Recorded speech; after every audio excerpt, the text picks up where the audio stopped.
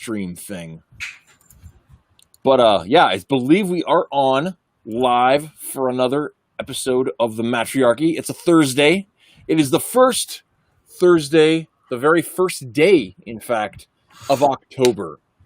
That 10th month that's named the 8th month, which I always thought's hilarious. That just cracks me up a little bit inside. Thanks for coming on, guys. Yeah, anytime, man. Thanks for having me. Yeah. So I'm going to just check really quick to see if we did, in fact, if we're in different venues and things, because it says you're up on YouTube. We're definitely roboting. Shows them up on. Yep.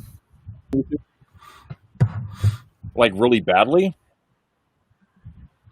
We try to see how about that? Does that change at all? Got to give it a second. Hello? Seems a little better. Okay. You're no longer a slideshow. I'm no longer slideshow. Okay, it was just a connection then. I was afraid it was my mic settings or something. So now we may have one more guest tonight. Doug Curtis said he was going to stop by, but I haven't seen him online today, so maybe something happened. And then Chuck Bonetti of Sporkman Productions was going to come as well, but his internet is no good. So, hey, Flying Saucer has appeared. How's it going, man? So at least one person is watching. He is watching on YouTube. So we're just going to assume that Twitch is doing its thing just fine and just start talking, guys. So It is, of course, and all three of us, four of us, and Twitless. We're here on a couple weeks ago, and we're talking about various stuff. We're talking about marketing at the time, and we talked about doing another stream about Christianity and comics. Now, Twitless has been on for this theme before. In fact, I think, unless I'm mistaken, were you on the first time I did this? I think so, actually, yeah. You may have been. Well, there you go.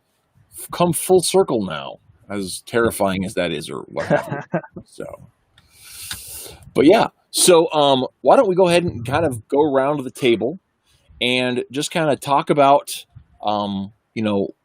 where we are at, what we kind of think about, what our feelings, our particular orientations are about Christianity. So, Twitless, since you've been here before, you go first. Hi, my name's Twitless. I'm a Christian. I've been one for several years. Is that what we're doing? Yeah. Hi, Twitless. Hi, Twitless. I mean, perfect. Next.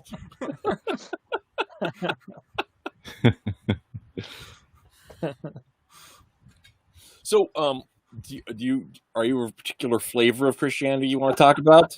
It's cinnamon. So you're one of those the right flavor. Oh gosh, see, like it's one of those things. Like I'm kind of sensitive about, I guess, some of the particulars. I believe in Jesus Christ as my savior. That's sometimes as much as I want to say. I know we're supposed to, proselytize, but many times I treat my faith as a very private sort of thing, and I'm very jealous of it. It's mine. You can't have it. And part of it is because faith gets very heavily disrespected in culture. Mm-hmm. And I'm not trying to be super sensitive about it, but I don't want to parade something in front of other people that they might disrespect. And so I think that's just my own personal issues. That's the whole pearls before swine thing. Mm-hmm. Well, see, now you're just you're all swine. I will not share my pearls with you. No. There we go. I actually think there's a lot of wisdom in that's tucked into the things you say. Because, like, first of all, your relationship with the divinity is not something somebody else gets, right? Mm-hmm. We're all created as individuals, and yes, we are part of a corporate whole, but our relationship to the divine is intrinsically different than each other's. I mean, that's just the way it works out. Which is why I think denominations are interesting. I think it's good to understand those sort of things. But I also think that in all respect to my Catholic friends, the one universal church has to look very different, moment to moment, place to place, iteration to iteration, person to person, because all of us do too. And if it really is universal, and I do believe it is, if we're all part of one body, and I do believe we are, then there are going to be differences, and some of them are legitimate small thing differences. And yeah, maybe there are big doctrinal things that we should spend time talking about and understanding, but that doesn't necessarily mean either party is right. You know, like I 100% am not sold on like a lot of Catholic Mariology, like hardcore, but a lot of their understanding of the typology of Mary is 100% accurate. You know, but I don't want to get into that whole thing at the moment. Anyway, Nick, you're next. All right. Well, I grew up in a Lutheran church and kind of, I wouldn't say fell away, but never actually got to know the Lord or like really fully engaged in being Christian. Went through confirmation. You know, I did all the stuff. I did like memorize verses. Couldn't tell you a single thing about anything that I learned. You know, that Jesus died on the cross, sins, Adam and Eve, God, whatever. I had no perception of like what I was actually being told on a daily basis. So needless to say, I did like what everyone else did. I just kind of just went about my day and just, you know, someone said I'm a Christian. I'm like, oh yeah, I'm a Christian. Yeah. It wasn't until about 2009, some huge things happened, and it came to a point where I was able to, someone led me to the Lord, and I did the sinner's prayer and all that stuff, and became like a born-again Christian. And I've devoted myself to walking the faith and walking the talk ever since then, and ended up going into ministry for a short while and doing counseling and preaching here and there, and I've just kind of stepped away from that area and am now doing other things in different sectors of the world or businesses and stuff. But I don't have anything wrong with like Lutherans, Catholics, or anything like that. But I've ended up more in the Pentecostal region, and I don't really care about denominations. I think we're all kind of, like you were saying, part of the same body. So I could be up in any church, and as long as they're teaching the Bible as is, and they're not adding or taking away from it, I can glean something off of it.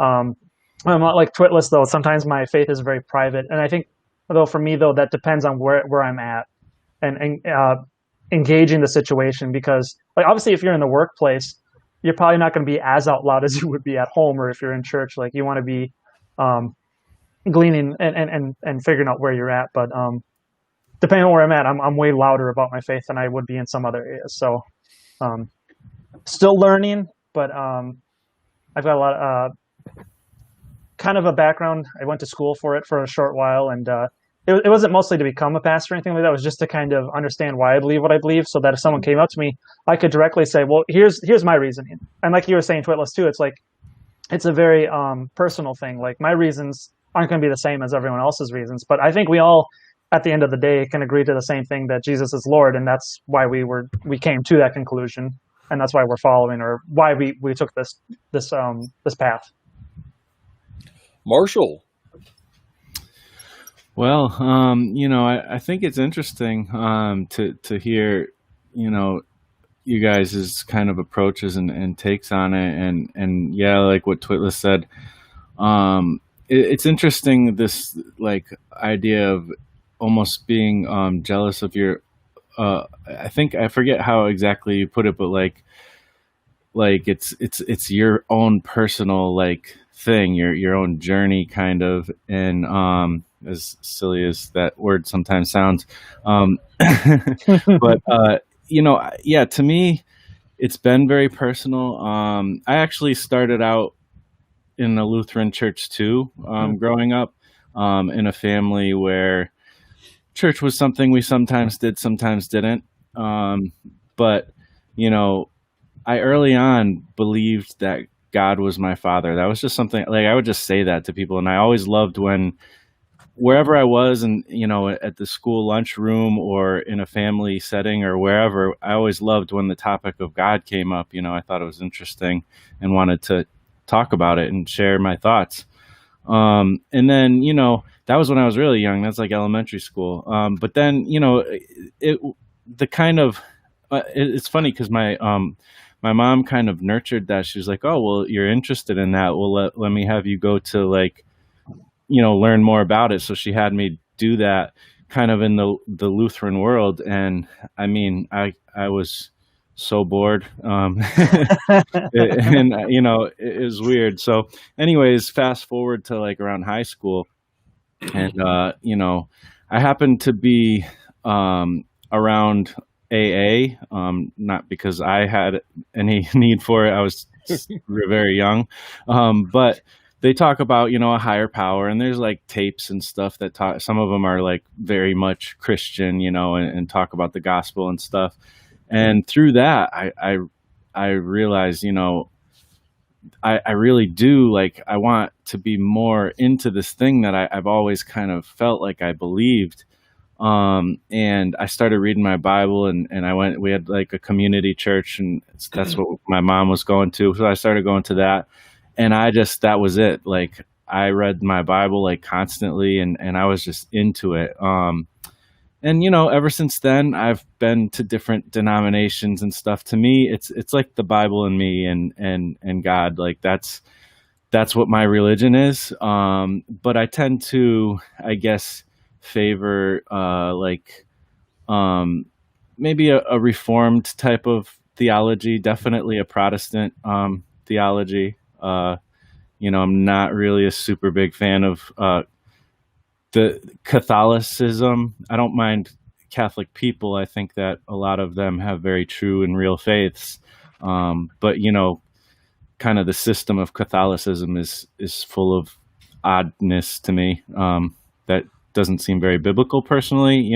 Again, I don't want to judge anybody, but that's where I tend to land with that. But other than that, Protestant, I love God, and I don't know. I'm excited about it, and that hesitancy to kind of share my faith. Maybe not hesitancy, but like there's a lot packed in that. I think it's interesting that we all kind of touched on evangelism a little bit, because that's something I almost feel like evangelism is it's like a forced. I almost think like it's a problem in the church.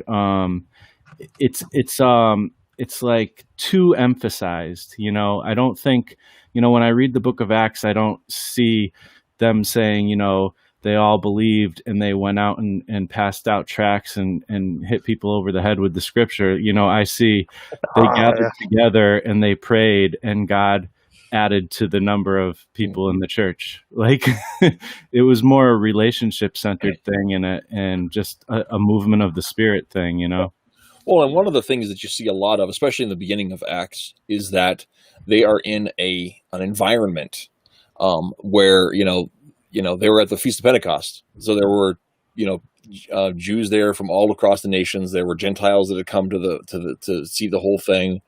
Because that's what the Feast of the Nations is what's going on there.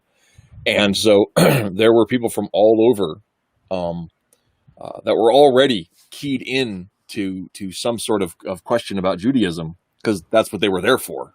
Mm-hmm.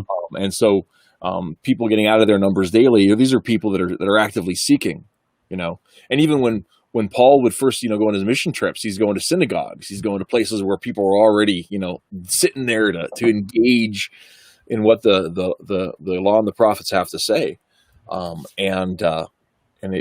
he starts getting further and further away from those areas, and suddenly there's no synagogue in this town. Where do people go to pray? Oh, they're praying down at the river. Well, let's go to the river. Or they're going to the area Mars. I mean, in Mars Hill or something. Hill, yeah. Yeah. I can't remember the name of it. It's got a different area. Pegasus. I can't remember. It doesn't matter. It doesn't matter. So, but that's where people were already engaging in these ideas, and so I think that's one of those things that comes back to comics, right? Is that we're on the realm, not necessarily where we're about proselytizing people, but we are engaging in ideas, right? Mm-hmm. So for me, and I'll back up. I'll use that as a preface, and I'll back up a little bit. talking about my own journey. I grew up in the church very heavily. Come from the independent Bible church tradition, which, if you don't know, are Baptists who won't admit it. So that's kind of where I came from. My family was involved in that kind of thing.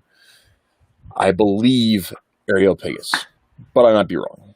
I'm not sure that's spelled right either, but I don't know. Twitless, I just don't know.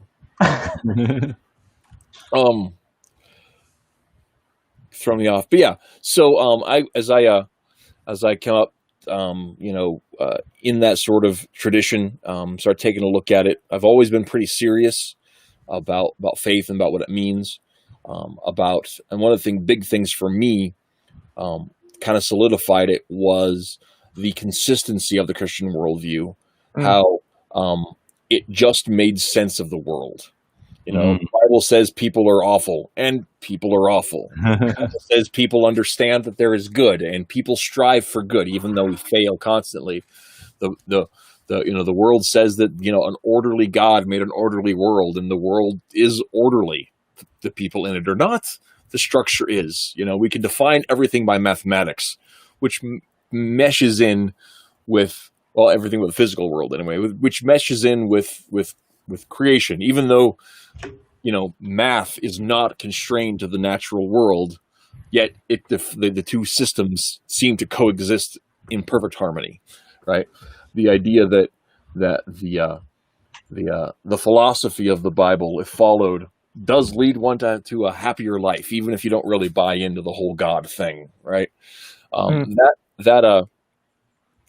Generally speaking, those things just always confirmed to me that there's something worth looking at and worth studying for and worth digging into, and then when you start looking into the historicity of the biblical account and everything, it just just confirms just confirms the reality of all of that for me. And it's one of those things too that I think the Bible is remarkable because it is it's not merely a narrative, but it is a narrative, right? Uses stories, uses histories, uses people, uses natural drama to tell these deep truths about the unknown and unknowable things about the universe. Mm-hmm. And so when I take a look at all great fiction, right, those are the kind of marks that I look for as well. So, and I think that's one of the things that in stories, I'm not necessarily trying to tell Bible stories, right? Mm-hmm. But I do want to tell stories that have that same reflective power, that same truth that's behind them, right? And so that's for me. And when it comes to looking at Christianity and my understanding of it, and my striving for it, and my comics, those are the things that I try to do as a creator, where I'm more trying to have those same kind of strength behind it. So that's my speech. Thank you for coming to my TED Talk.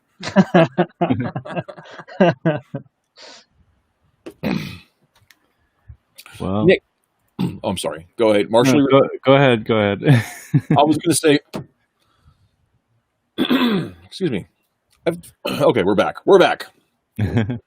So, Nick is actually writing a comic about demons. Yeah. Wait, what? When did this happen? Yeah, oh, shoot. I think 2 years ago. I don't know. Yeah. Am I counting that right? I don't know. I think so. So you had talked about in the last stream that part of the reason your desire to tell this story was because there were aspects from your life that you just felt like needed to be spoken about. So inspiration from it. Right. Tell us a little bit about that. Yeah, sure. So for me, a lot of the emotional trauma that I went through and abuse, and then not one particular thing, it was just like a series of issues that occurred. I didn't at those moments know how to deal with them. and they caused it was kind of like a cause and effect. Like something bad would happen, I would go and then do something stupid, and it would just continue the cycle of like do something stupid happens, and, you start drinking, you start doing all these other problematic things that are just not beneficial to your health, not spiritual to your life in general. And so when I became a Christian, and I felt like I suddenly had all the answers to my problems, whether they were self-inflicted or things not like that were caused to me that I had no answers to. One of the things that we went through in the class when I was doing school was how to be 7 habits of a highly effective person.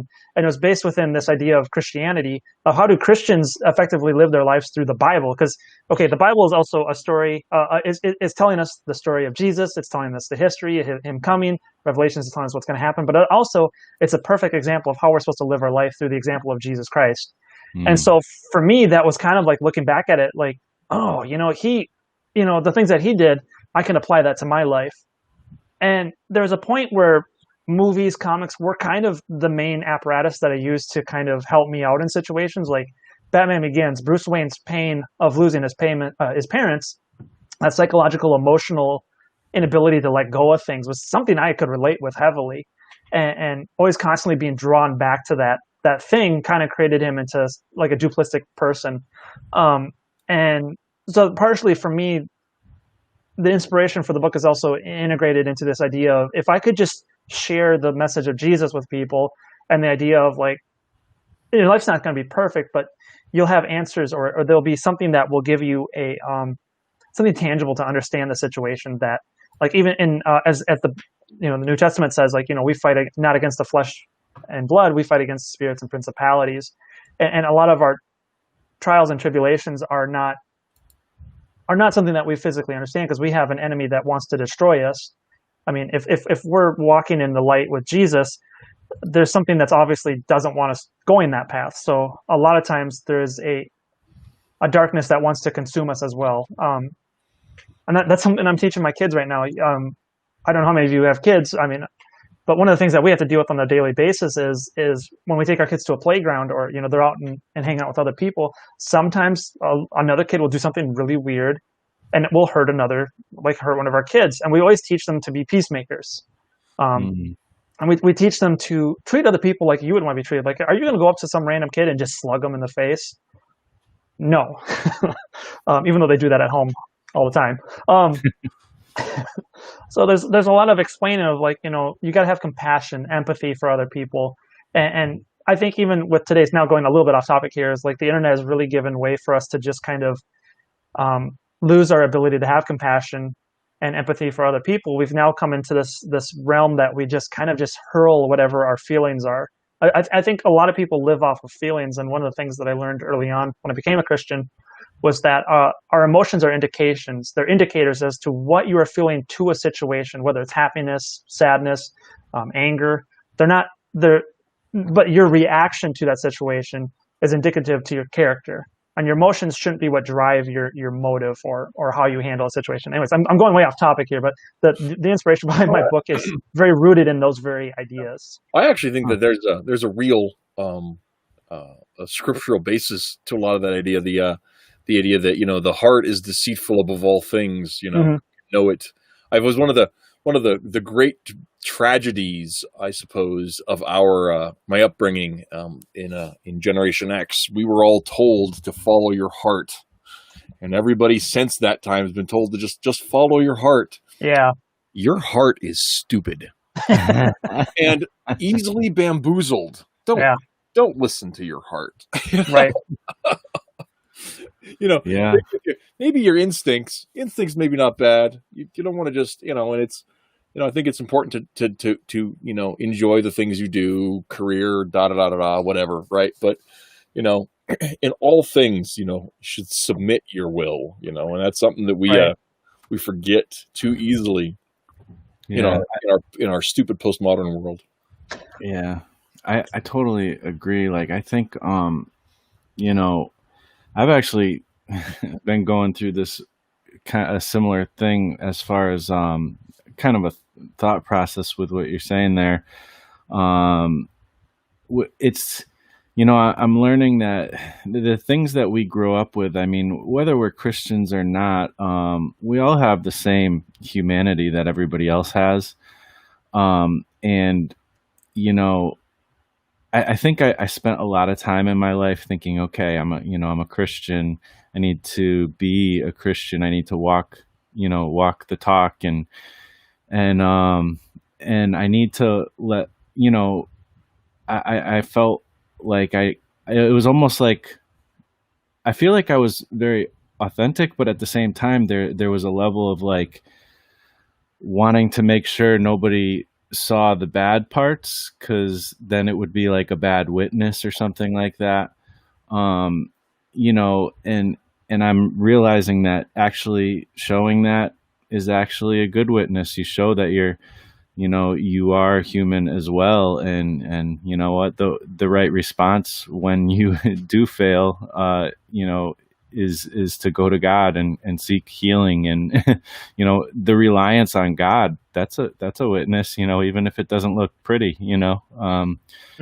And so there's that, but also what you were saying, like, I don't know, like, the heart is deceitful, like like, we all grew up in a family. It may or may not have been a very Christian rooted family. Mine was wishy-washy.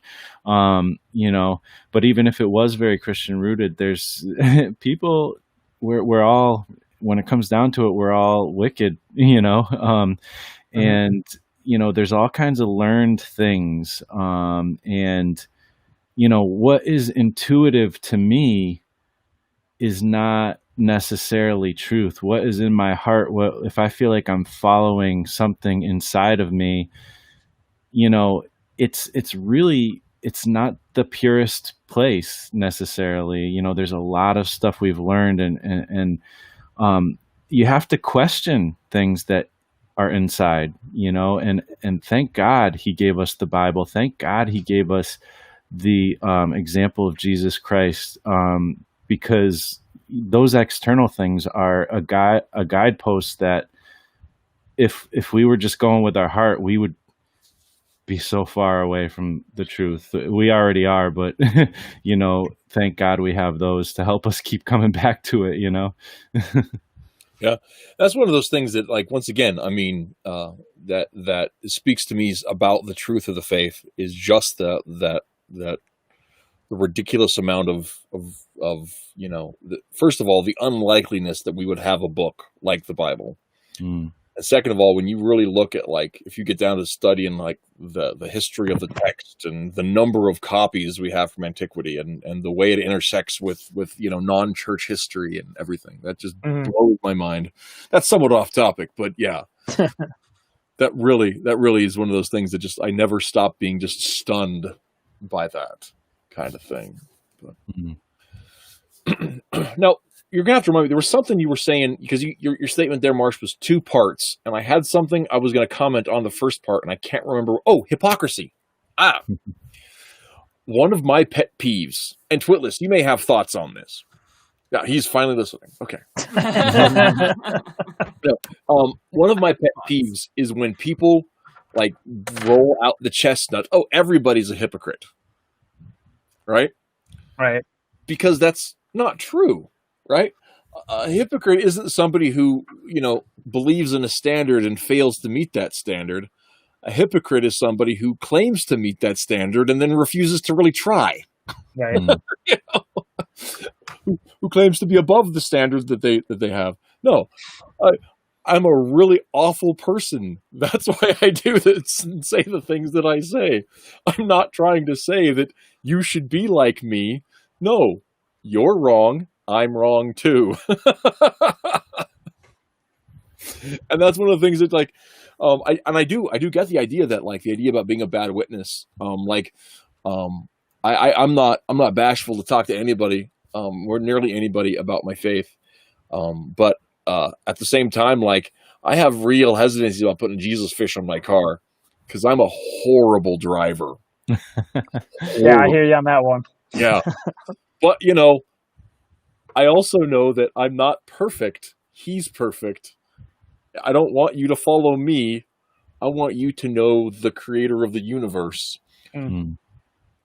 Yeah. who saves me despite being a really bad driver and a generally horrible person. I have an opinion on this. I also concur that you're a bad driver. Every time we drive, but he doesn't want me to make that judgment call. That's why you live in Nebraska. There's no one to hurt. Very, very few people. Very few. I thought you were going to use that as a start, as a jumping off point. I was waiting to hear part 2, and I'm like, I was too. That's it. I easily accept your witness to being a bad driver. Really glad we had you on, Twitless. Jeez. I'm here to derail conversations and chew bubble gum, and as you can see, Yeah, I actually, I was gonna. Are you seem a little off your game tonight. Are you feeling okay? Oh, I'm behind like 100 pages in my reading. This semester's just been like hit me like a ton of bricks. So yeah, I understand that entirely. I'm a bit bleary. Just barely finished the end of the month billing. Wait, I did not finish it. It's okay. I have a couple of days. I forgot one stage in the process. Actually, the other thing I was trying to do in the background is to connect faith to comics specifically is one of these days we really need to start talking about Illuminator again. Yes. Yeah. Who remembers the Illuminator? Yeah, I know you do. Yeah, I don't. Okay, so if I'll be right back. Okay, because I can share screen, but like Marvel Comics. So Marvel Comics, of all places, published a 3-issue miniseries about a Christian superhero with like Christian powers. Oh no! And it isn't actually as bad as you would think. I mean, it's like 90s to the wazoo, and a bit heavy-handed, I'd say. But aside from that, I mean, I don't know. I have fond memories of it, and I think it needs to be remembered. And it's just so funny to me. The hilarious part of it is that this wasn't one of those like accidents, because there was that who was it? I'm always forgetting his name every time. But the guy who was writing, I think it was Ghost Rider, and there was a planned story arc to have Jesus show up in the story, and they cut it. But the same, like I said, Marvel Comics published a 3-issue Christian comic with a Christian publisher. They also published the Screw Tape letters as well. With Thomas Nelson. Is Nelson? Okay. Oh, here we go. Yep. Oh wow. Yep. You have all 3. Oh yeah, I do. I used to have them. My parents, my mom got rid of them. She had a. Do you think Marvel would ever bring up this story now? So I'm curious. Is Nelson? I'm assuming Nelson has the rights to the character. Yeah, I'm not sure. Because Dale A in the chat said I never found number 3. Well, it looks like this. But I'm saying it's actually the weakest of the 3 stories. But I mean, in terms of the art, like that does not look like Bible Man. Like that looks like a legit 90s comic. I'll open it up here.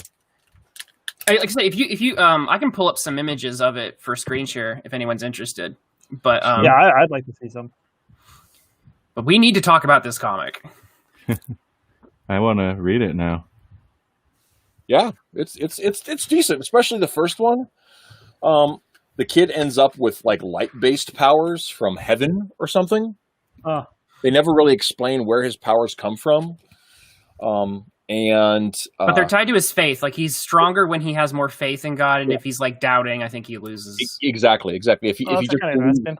Yeah, and he doesn't understand it at first. It didn't come with like any kind of instruction manual or anything. And meanwhile, you've got this guy. Yeah, the villains are like really great. Like they're these like freaking like, especially in the first issue. The first issue is just like evil demon. Yeah, like this guy that looks like I can't remember the dude's name.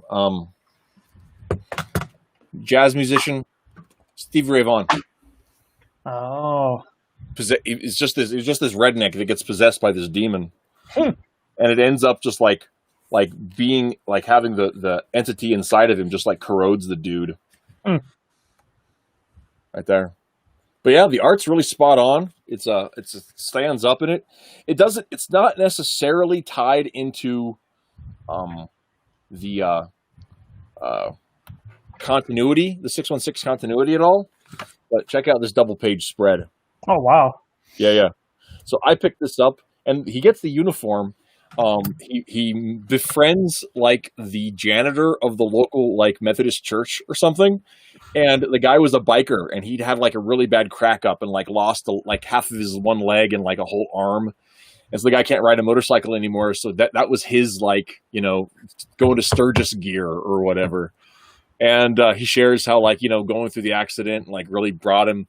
Like it was his wake up call for his life, and so he's got this gear just sitting around his apartment in the back of the church, and so the dude gets because of course you're going to go fight a demon with your faith-based light powers. What are you going to do? You're going to put on a motorcycle helmet. That's what you're going to do. It's 1990, Yeah. I actually have a custom Illuminator action figure out in the garage. Oh, seriously? Yeah, You need to bring that sucker out. Yeah, Oh, I yeah. actually was fishing through that for some stuff earlier this year. I can't remember what I was getting out there, but I was like, oh yeah. But I made the helmet out of Sculpey, and the body is Bob the Joker's goon from the Batman series that Toy Biz made. And it's all just painted with model paint or whatever. But yeah, I have a custom Illuminator action figure. Oh, that's neat. No, but like this was published again. I remind everyone in chat and everyone who's watching, dear viewers, this was published by Marvel. A Christian comic was published by Marvel in 1993. So yeah, I know it's just so wild because this. And like in addition to that, and actually, I think I remember seeing the Screw Tape Letter adaptation. I think that they did at the same time with Nelson. This is like they would never. It's funny because like people who are familiar with Marvel now, like that idea is so inconceivable. Yeah. It is utterly like it's like it would be shocking to think that this could happen, and yet it happened just within the past decade or two. Yeah, 20 years ago. Yeah. But so much can change though in between that time and space. I mean, like the head people that have changed and taken over. Well, and like there was the whole distribution systems have changed. Like this was before this was after the direct market existed, but before it was exclusive. So like I know the only place I could get them were Bible bookshops. So I don't know if they were distributed exclusively through like with Nelson's bookshop contract. That might have been the case. I'm not sure. So, but like I said, it's so wild to see this like radically Christian comic, and there's Marvel in the top left-hand corner. And it's it's a Marvel comic. I really hope. Yeah. This one, a different demon. They're all demonic villains. Aren't those like Egyptian demons or something? This one was. I haven't read it in a while, but okay. Anyway, it ends up taking control, dominion over this dog, and it ends up becoming like a 3-headed Cerebus monster. So it's pretty. I thought there was some sort of like I could be mistaken. It's been years, but I thought there was like mythological. And there's the other like kids on the football team end up becoming like other kinds of monsters too. Like there's a were-gator and stuff. Yeah, it's pretty wild. Who was the writer? I'm not sure. I can't remember. Okay, so I did look that up. And he was let me find it's Glenn Hurtling. And he was I think he's most well known for a run with Namor, where they did Rime of the Ancient Mariner. Ooh, that's a really good one. And so he was with them right around when Marvel went public, apparently. And, he just kind of, phased into another career avenue. He ended up going to, I think, Wizard Entertainment. And now he has a YouTube channel where he does manualism and Christmas carols. Oh, that's quite the change of careers. Well, yeah, I think he's written quite a lot, but it's just like I said, it's so fascinating because now just the way that religion is treated in comics in general is shifted quite a lot. And I mean, it wasn't long after this, right, that they went through and they actually like had that storyline where they took pretty seriously Nightcrawler's like training to become a priest, right? And that lasted until I can't remember which writer it was left, but man, the minute he left, like it was just like there was no continuity to it. And Or we talk about because like is it Chuck Austin who wrote Messiah Complex, which just like ran things like right into the ground? Yeah, I think Chuck Austin was the next writer who came in afterwards. I can't remember who it was that was writing it when. I'd have to.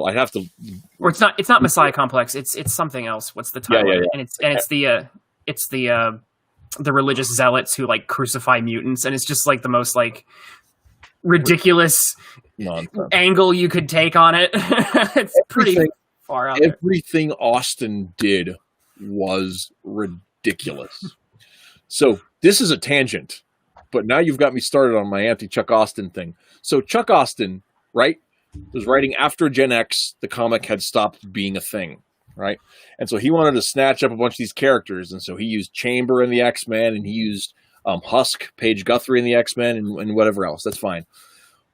One of the weirdest things he did was he forced a romantic pairing between Archangel and Paige Guthrie when Archangel was one of the first X-Men, and even at that time would have to be in his mid-30s, and Paige was barely 19. If the most ridiculous thing. I mean, at the stretch, it was just. He went through and like explained that Nightcrawler's dad was a real demon, as a way of like a whole storyline instead of like no subtlety at all. Yeah, that's the issue. It's not that you can't do. So I do want to make this clear to anyone watching that it's not like, oh no, there's a negative religious portrayal. I'm clutching my pearls, but like nuance exists, and it's a thing. So very many, yeah. And like it was, I think it's Austin, was he the one who made up the Purifiers? That's that whole shtick with that, yeah. And it's just like that was actually the group. Yeah, it's like holy cow, this is so. It's not on the nose is not the right word for it. It's just so beyond the pale is what it was. It was and I mean it was just hackneyed, man. It was just, and it was. I mean, we're gonna crucify the mutants, like sure. Right after, in fairness, this was right after like Grant Morrison had done his whole thing with like Cassandra Nova had introduced that whole storyline, and I hate to. You're gonna make me defend Grant Morrison, and this is weird to say, but like on a weird scale, I didn't think that I would be able to say that someone has more. Grant Morrison has more subtlety than Austin. I'm saying something. You're probably right, but I'm saying like Grant Morrison's run on X-Men had already like shredded whatever like narrative consistency that X-Men had at that point. And I just, there's like, the whole, because, okay, this is totally unrelated to the topic, but Cassandra Nova as a character doesn't make any sense. For one, because that's not how genes work, right? The theory, pardon me just a second, I got a thing in my throat. I mean, to be fair, like almost none of Grant Morrison's characters make sense if you're trying to use your cerebral cortex. Yes, but I mean, the whole idea. The theory, for those of you who don't know, is that Professor X had an identical twin in the womb. Oh, geez. Right. And that twin was female because that's how twins work. It's not, and because Professor X was jealous of Cassandra's more powerful womanness and psychicness, so he physically strangled her to death. As a fetus. Right, in the womb, right? Yeah. But Cassandra's more powerful brain power implanted her like essence within Professor X's subconscious, so that later on she reconstituted a body for himself while he was asleep, and ta-da! So my problem there is that Grant Morrison's defense every time he does that is because I've read some of his like memoirs and stuff on this. Is he's like, comic books are crazy. We just got to embrace it, and I'm just like, yeah, you don't get it. Yeah, but that's just the way it is. Grant Morrison himself is a person, anyways. Like he believes in casting these spells, and I don't know if you guys ever watched interviews with him where he talks about his actual religious beliefs, and they're like, the sigils, and meeting people that actually do that stuff, that they kind of scared me a little because like they call us crazy and weird, and I'm like, yeah, but you draw circles and you put stuff in them. No offense to people. Yeah, he believes he's a shaman. He believed he cured his cat of cancer, and I don't want to get too gross, but he did some pretty like weird sexual things to boost sales of. Was it the Invisibles that he did the weird masturbatory? I don't know. Ritual. I don't know. He does a lot of weird stuff that. Yeah. Grant, good lord. Like, but it's, you know what's so funny? There's this amazing game you can play, which is just like start pulling up like random comic book characters and start reading like their origins, and like you can it's like a game you can play, because if it doesn't make a lick of sense in like 2 sentences, like it's like, is this did Grant Morrison make this? Oh yeah, he did. Like it was funny. I was reading about I was playing a video game, and then did anyone ever play Marvel Avengers Alliance on Facebook back in the day? I was so addicted to that. It was Farmville for Marvel. And I ended up playing as this, adding to my farm of Marvel characters, Phantom X. I had no idea who Phantom X was, but he had these weird powers. And I was just like, and so I just like to Google in Wikipedia characters. And I started reading about Phantom X. Does everyone know Phantom X? I know what he looks like, but I don't know what he does. Okay, so he looks like a surgeon ninja, but if you read okay, actually let me pull this up. I mean, he actually looks pretty cool. He does. His design. But let me just read just like a word or a sentence of this, and you just tell me when you can just detect when your Grant Morrison detection goes off. The problem with Grant Morrison characters is they're more ideals than they are actual characters. Like don't get me wrong, I love his Batman run a lot, but it's all based on ideas. Like the characters themselves are thematic devices. They're not really like layered beings. Okay, so this is the origin from Wikipedia. All right. Again, you just hit the buzzer when it's like you detect Grant. All right. Phantom X was created by the Weapon Plus program to serve as a super sentinel against Earth's did you ding already? Against Earth's mutant population. It gets better. The idea that somebody would bother with creating a Weapon Plus program. Pure Grant Morrisonism. Wait, it gets better. Weapon Plus created a population of techno-organic organisms whose living tissue was fused with sentinel nanotechnology at the cellular level. His mother, a member of this race, became pregnant when she was fertilized with nanomachines, resulting in the birth of Phantom X. Like the rest of his people, he was born and raised in the world, a man-made environment designed to create super... Yeah, there we go. Wait, I'm not done. A man-made environment designed to create super sentinels, media-friendly mutant hunters modeled after Saturday morning cartoons. Although his nationality is technically British, as the world was located in England, Phantom X claims he was raised in a virtual France with imperfect programming. He's developed a French sense of identity and persona. He usually goes by the name Jean-Philippe. I really feel... I'm speechless. I honestly, hey, Metal, how's it going? I have this suspicion that I'm not sure on this. There is a French comic character called Phantoma, I believe. Mm-hmm, yes. Yeah. Probably. Yeah. And you're right, yeah. And I feel like he's just... oh, man. I saw that comment. And I feel like maybe he's just riffing off that, but that's saucy. That's saucy, Tim. Fair, but saucy. But yeah. That's a Grant Morrison character for you. You read it; it doesn't make a lick of sense.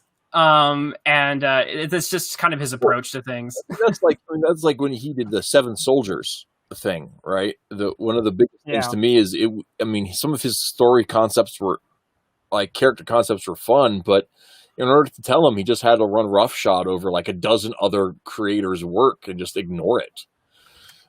You do. Yeah. Well, it's like Morrison, he gets away with it. I'm just like, yeah.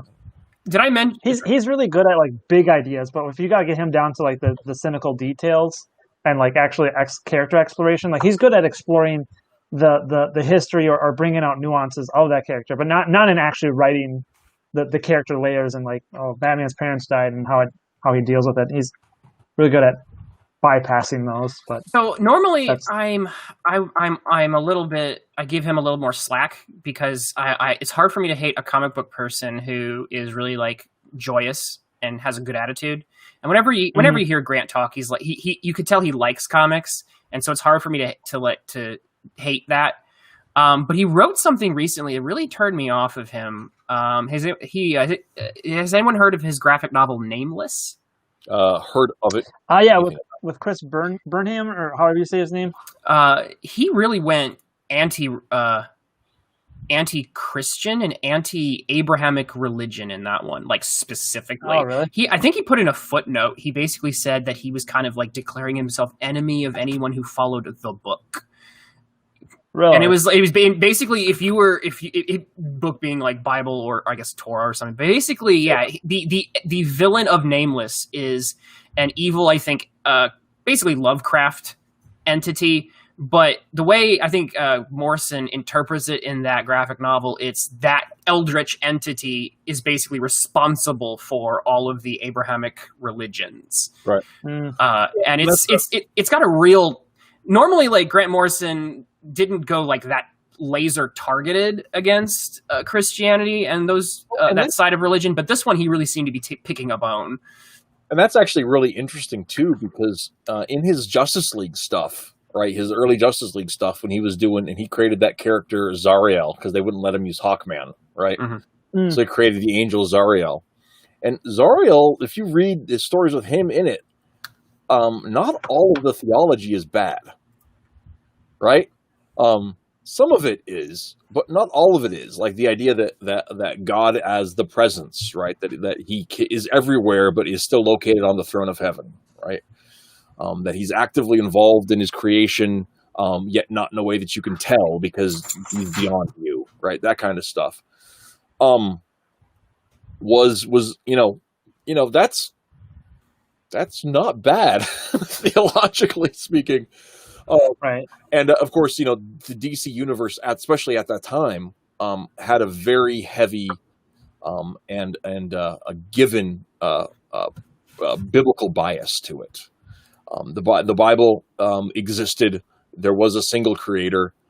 He existed above all of the other sub gods and all that other kind of stuff. That kind of got muddied through the late 90s with the everybody going back to Kirby and milking Kirby and everything else. But if you look at like the Spectre and you look at like the Phantom Stranger and you look at all those other kind of stuff, that's good. That's good. That's funny. So actually, Tim, if you want in, we have some extra spot because we've had some people bail on us. So if you want to be our honorary Catholic today, just let me know. Yeah, someone's got to represent. Yeah. Do you want to do the share the panel view again? Oh, sure, man. Yeah, I'm still up here for my. No, that's fine. I'm fine with it either way. I just out to everyone. Yeah, it was so weird to see. It was like I said, it just put a bitter taste in my mouth to see Grant take that turn to be like, I'm picking a bone with you guys now, whereas before. Yeah, I'll shoot you a message, man. But yeah, actually, the people of the book is a term used in the Quran for anybody who is of one of the Abrahamic religions. So I'm sure that in his little whatever worldview, just go ahead and lump everybody in with the Muslims and say that everyone's bad. Well, okay. Hashtag not all Muslims. But that said, the Quran is a trash. Oh, speaking of like hashtag not all Muslims, anyone remember? What was it? Is it Holy Terror? Frank Miller, where he's just like, I don't care. I'm just gonna go after. Well, that was supposed to be a Batman story originally. He wrote that right after September 11th, and DC was like, nah. And he's like, oh, whatever. I'm Frank Miller. I'm gonna keep doing it. I love that. I really do. Yeah. He could care less. Did you see? He did, and again, it was not charitable to any particular religion at all. But I think Frank Miller did right after 9/11. There's this collection of like artists respond, and Frank Miller did like just a quick couple of it was just a few pages that he put in that anthology. I remember some of them being pretty striking, and he said something about like, I've seen what people do when they're like, pursuing God or something, and he like showed like the ruins of the two towers or something. Frank Miller definitely emotionally took 9/11 very, very seriously. Well, he had some issues to work out. Yeah, I did. Our nation did, but some artists. So it's just interesting to hear like the different. I don't remember. Like I said, Frank Miller's is the one that stands out to me because he was very angry, and he didn't shy away from it. And a lot of the other artists were like, "We need to come together and be really peaceful." A lot of them were kind of taking that party line. Frank Miller's like, "Nope, I'm mad. Like I'm going to take it out in art multiple times." So there was something about that I kind of respected, even if it was like. Are you familiar with Bosch Faustin? I'm not. Bosch Faustin was an Albanian Muslim, Albanian American Muslim, and at 9/11, he was just like he'd been kind of weird about Islam for a while. I'm not sure what he thought about it, and then when 9/11 happened, he like went back and like reevaluated like his entire life and started digging into stuff and asking his imams and talking to his family and is like, how does something like this happen? And he's just like, there's a perfectly good argument in the Quran for this exact kind of behavior. I'm not part of this anymore, and he like just left. He's a what's his name again? Give me that name again. Bosch Faustin. I'll put it in the chat here so that other people can look it up too. CH. I think I got it. Yeah. I mean, apparently, if you do something like that, I think they pretty much want to kill you. Like it depends on exactly what branch of Islam you're a part of. Right. Yeah, apostasy is one of the things that is can be. A Muslim can be killed for under Sharia law, depending on your interpretation. Right. I think I've seen some of this because I think I've seen the Pigman thing. Yeah. Yep. Oh God, that is like. He actually won an Eisner for. He was actually won an Eisner for a book he did before Pigman. That was it's called Dinner for Two. It's I got to take a look at that a while back ago. It's pretty good. His art style is evocative. He's a Randian objectivist now. Oh, really? Speak of being like deliberately offensive, Pigman. Good Lord. Yes. Like that's. It was specifically intended to be specifically. Yeah. Well, right. Yeah, it's mission accomplished. It's a meta commentary about his like journey away from Islam. Oh wow. It's one part kind of his story, and at the same time, it's the story of a creation of a version of himself within his fictional universe. That is an answer to the whole 9/11 event. So it's and the terrorism and stuff. That was a bit of a bold choice for the origin story of Spider Pig. I mean, that was how the time introduced that. And we gotta say, he was leaving his whole family history and culture behind. So like, if that's how he wants to deal with stuff, that's it's bold, but he also flipped out his entire family off to make it so. So who wins in a fight? Courage, man. So who wins in a fight, Pigman or Kamala Khan? Big Man can touch her, so we all do if that actually gets made into a book. Oh Lord.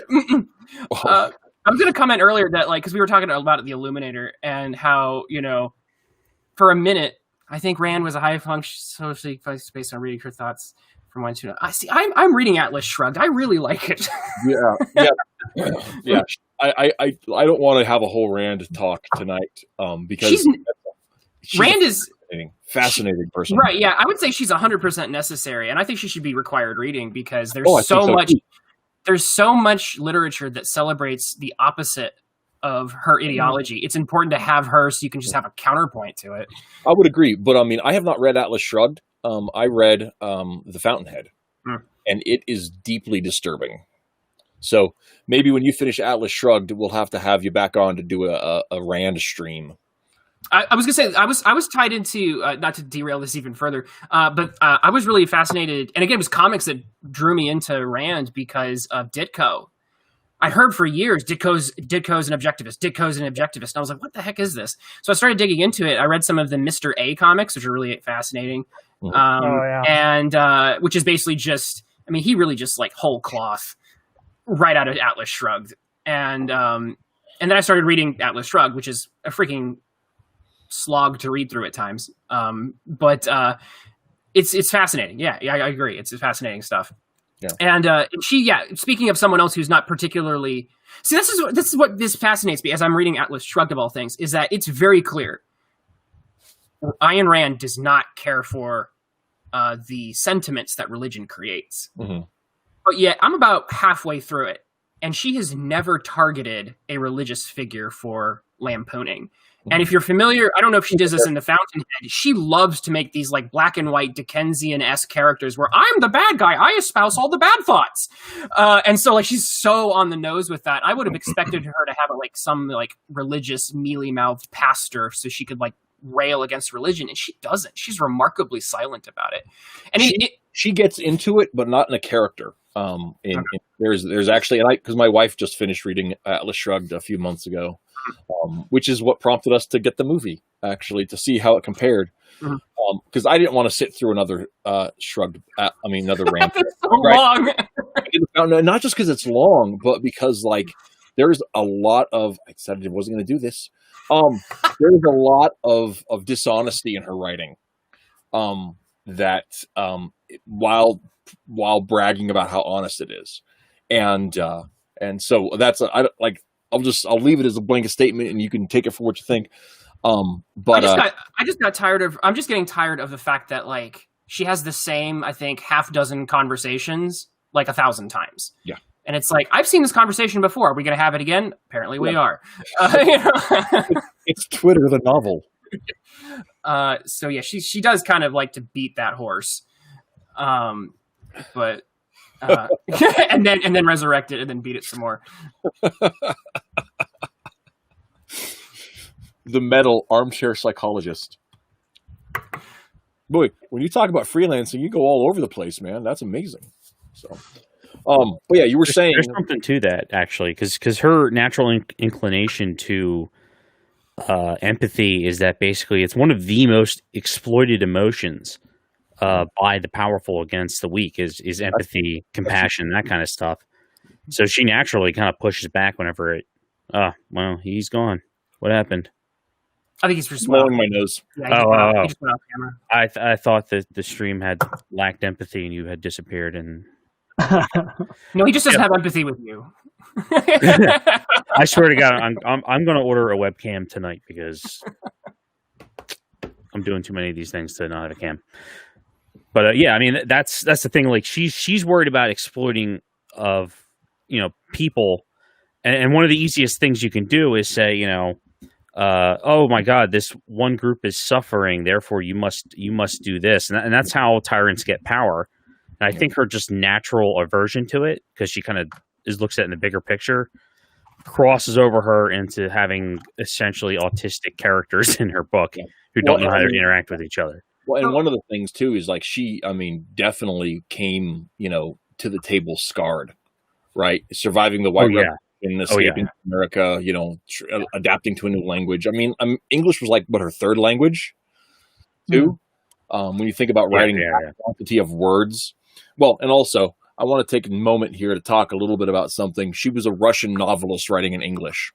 If any of you have read a Russian novel in English, it's really not that obnoxiously large. It's just Russian. I take issue with that. Dostoevsky could keep himself brief. I agree. Crime and Punishment is not brief. I'm thinking about Notes from Underground specifically. I haven't. That one's a bit shorter. I said he could. But with Rand, Stories are like this long. Rand has a lot. Rand's principles have a lot in common with Christianity, especially from the objective truth standpoint. The thing that I've found striking so far that I've read of her is how, when it comes to like empathy and stuff, is how, and this plays into her own life too, there is no mention of children. There's not a single like maternal aspect to anything. And so part of me, and I know she kind of like treats eventually like, oh, well, the relationship between parents and their children is this whole like special, like, I guess, arrangement that's, you know, mutually beneficial or something. I think but again, I think that's kind of not canard. I think that's kind of a weak, because according to Ayn Rand's system, the minute that you don't get any joy out of your kids, like, they would be screwed. So like to me, and like, I think that her work purposely avoids children because of that. And that's actually when I was talking about the dishonesty within it. That's one example. Not to say the children thing, but the fact that like, that's not objective, right? If something doesn't provide you joy, that doesn't mean it's bad. Right. And saying that, oh, that's what makes something good or bad, that's a subjective standard. So you're not being objective with truth. You're being subjective with truth because you don't want to deal with the consequences of your own whorish self. Ain't Ayn? Yes, that's right. Internet. I just called Ayn Rand a whore. It does skirt. Think of the children. And I think she's so adverse to that. It's like she'd rather just write it out of her world. Mm. Yeah. Right. Yeah. And I agree with that. It's just the fact that like the world exists because of children. Like that's a big big thing to skirt. Right. And that's one of those things kind of a key part of human existence and interaction and everything. And that might have something to do with the reason why we're here. That actually be missing, That actually comes down to this one again. We were talking in the first part of the show about one of my personal convinces of the Christian truth, of the Christian faith, is that it fits the world, right? And the relationship of parents to children, as laid out in the Scripture, makes sense when you look at the world, right? Like parents are to take care of their children. Children are to obey their parents because children don't know what they're doing. And the point of parenting is to get kids who leave so they can have families of their own, right? That's Genesis chapter 2 or even 1. For a man will leave his father and mother and cleave to his wife, and the two should become one flesh, right? So that the whole point of having children is so that they can go off and make their own babies, So, and I think that's that's exciting. My kids are just about ready to leave the nest, so it's a very weird time of life for me. Yeah. It's wild. My kid's looking to move this summer. Actually, my oldest. So, wow. We are talking about Ayn Rand. Metal just brought up an interesting point. The most objective view on children is that they are a form of immortality, and thus making sure they can grow to reproduce on their part is in turn selfish by that lens. It's an interesting way of reasoning it, but again, I think it's weaker. It's weaker than compared to a lot of her other much more stronger statements. Like I said, I think it betrays a flaw in her system. Yes. Which is supposed to be a closed system, it's supposed to be this perfect closed system, and I'm like, I think there's a flaw here. Well, and I also think that objectivism lacks the ability to answer Marquis de Sade. Right? He found joy in causing other people to suffer. And if there are people that enjoy being victims, then you can't tell them they're wrong. Right? That's the thing. Right. And you really can't tell, even then, who are you to tell somebody that they shouldn't take from someone else? Objectivism as it stands doesn't have a way to answer but I want to steal that bread. I think it does to an extent because like Well, she ties in the non-aggression clause. That Right. that is the morality. right. So You can't. you Yeah, that's how she gets around that, at least. But if you can steal bread without them knowing it, then it's not being aggressive, is it? no, it still is. No, because it's very, very property focused. Yeah, it's because she's taking the opposite view of the communists, but it's still she still has in common with them the materialistic aspect. Yeah. Yeah. And there's a lot, and that's part of what I'm getting back to is there's a lot of goods that aren't material. Because even when you own property, if you don't miss it, is it really missing? Because the part of having it is the immaterial knowledge of having it. Because those are intrinsically tied together. Our knowledge about what we possess and the actual possession of those things. In fact, tons of the things that we own, we possess them by proxy, but they're still like if somebody broke into okay. So I went and got these comics out today. I had not opened this drawer in 3 months. I wouldn't have known if they were there. But if I went and they weren't there, I'd have been really annoyed. Where did I put them? Where did I put them? Where did I put them? Right? I'd have spent 15 minutes going through my boxes of unsorted comics to find out what was going on with them. I have too many comics. But objectively, you own them. So according to Rand, it would be Right. like materially from Right. an objective, because like she's pulling from that old kind of Greek model of like. Right. But what I'm saying is that, but my ownership of them when they're outside of my possession is an immaterial thing. I'm not following you on that. Right. So you agree that I own them, right? But if I don't Yes. physically possess them, right? If I left these at the Walmart, right, they're still technically mine. But they're not in my possession. Because my ownership of them is something that's non-material. You mean like you are forfeiting retention of it by not actively operating with it? No, That's like what the ANCAPs believe. They believe basically if it's not in your hand, it's not your property. right. And then that's what actually a lot of the writers, because they've been talking about like personal property and private property, which there's no difference, but they want Right. to Well, yeah, no. separate the two. But what I'm saying is like I think it's ownership is a still very real thing, but I'm saying that that ownership is an immaterial concept, right? It's if you can't physically, Yeah, but you can own intellectual property. right, exactly. You own your body. You own your choices. You own. There's Yeah, you can't get away. But like when it comes to your body, you can't stop owning your body because you carry it with you wherever you go, right? But your intellectual property isn't a material thing; it's an immaterial thing. I'm not sure if that undermines objectivism specifically, though. Because it's not material. I mean, that's part of the thing is like once non-material things exist, right?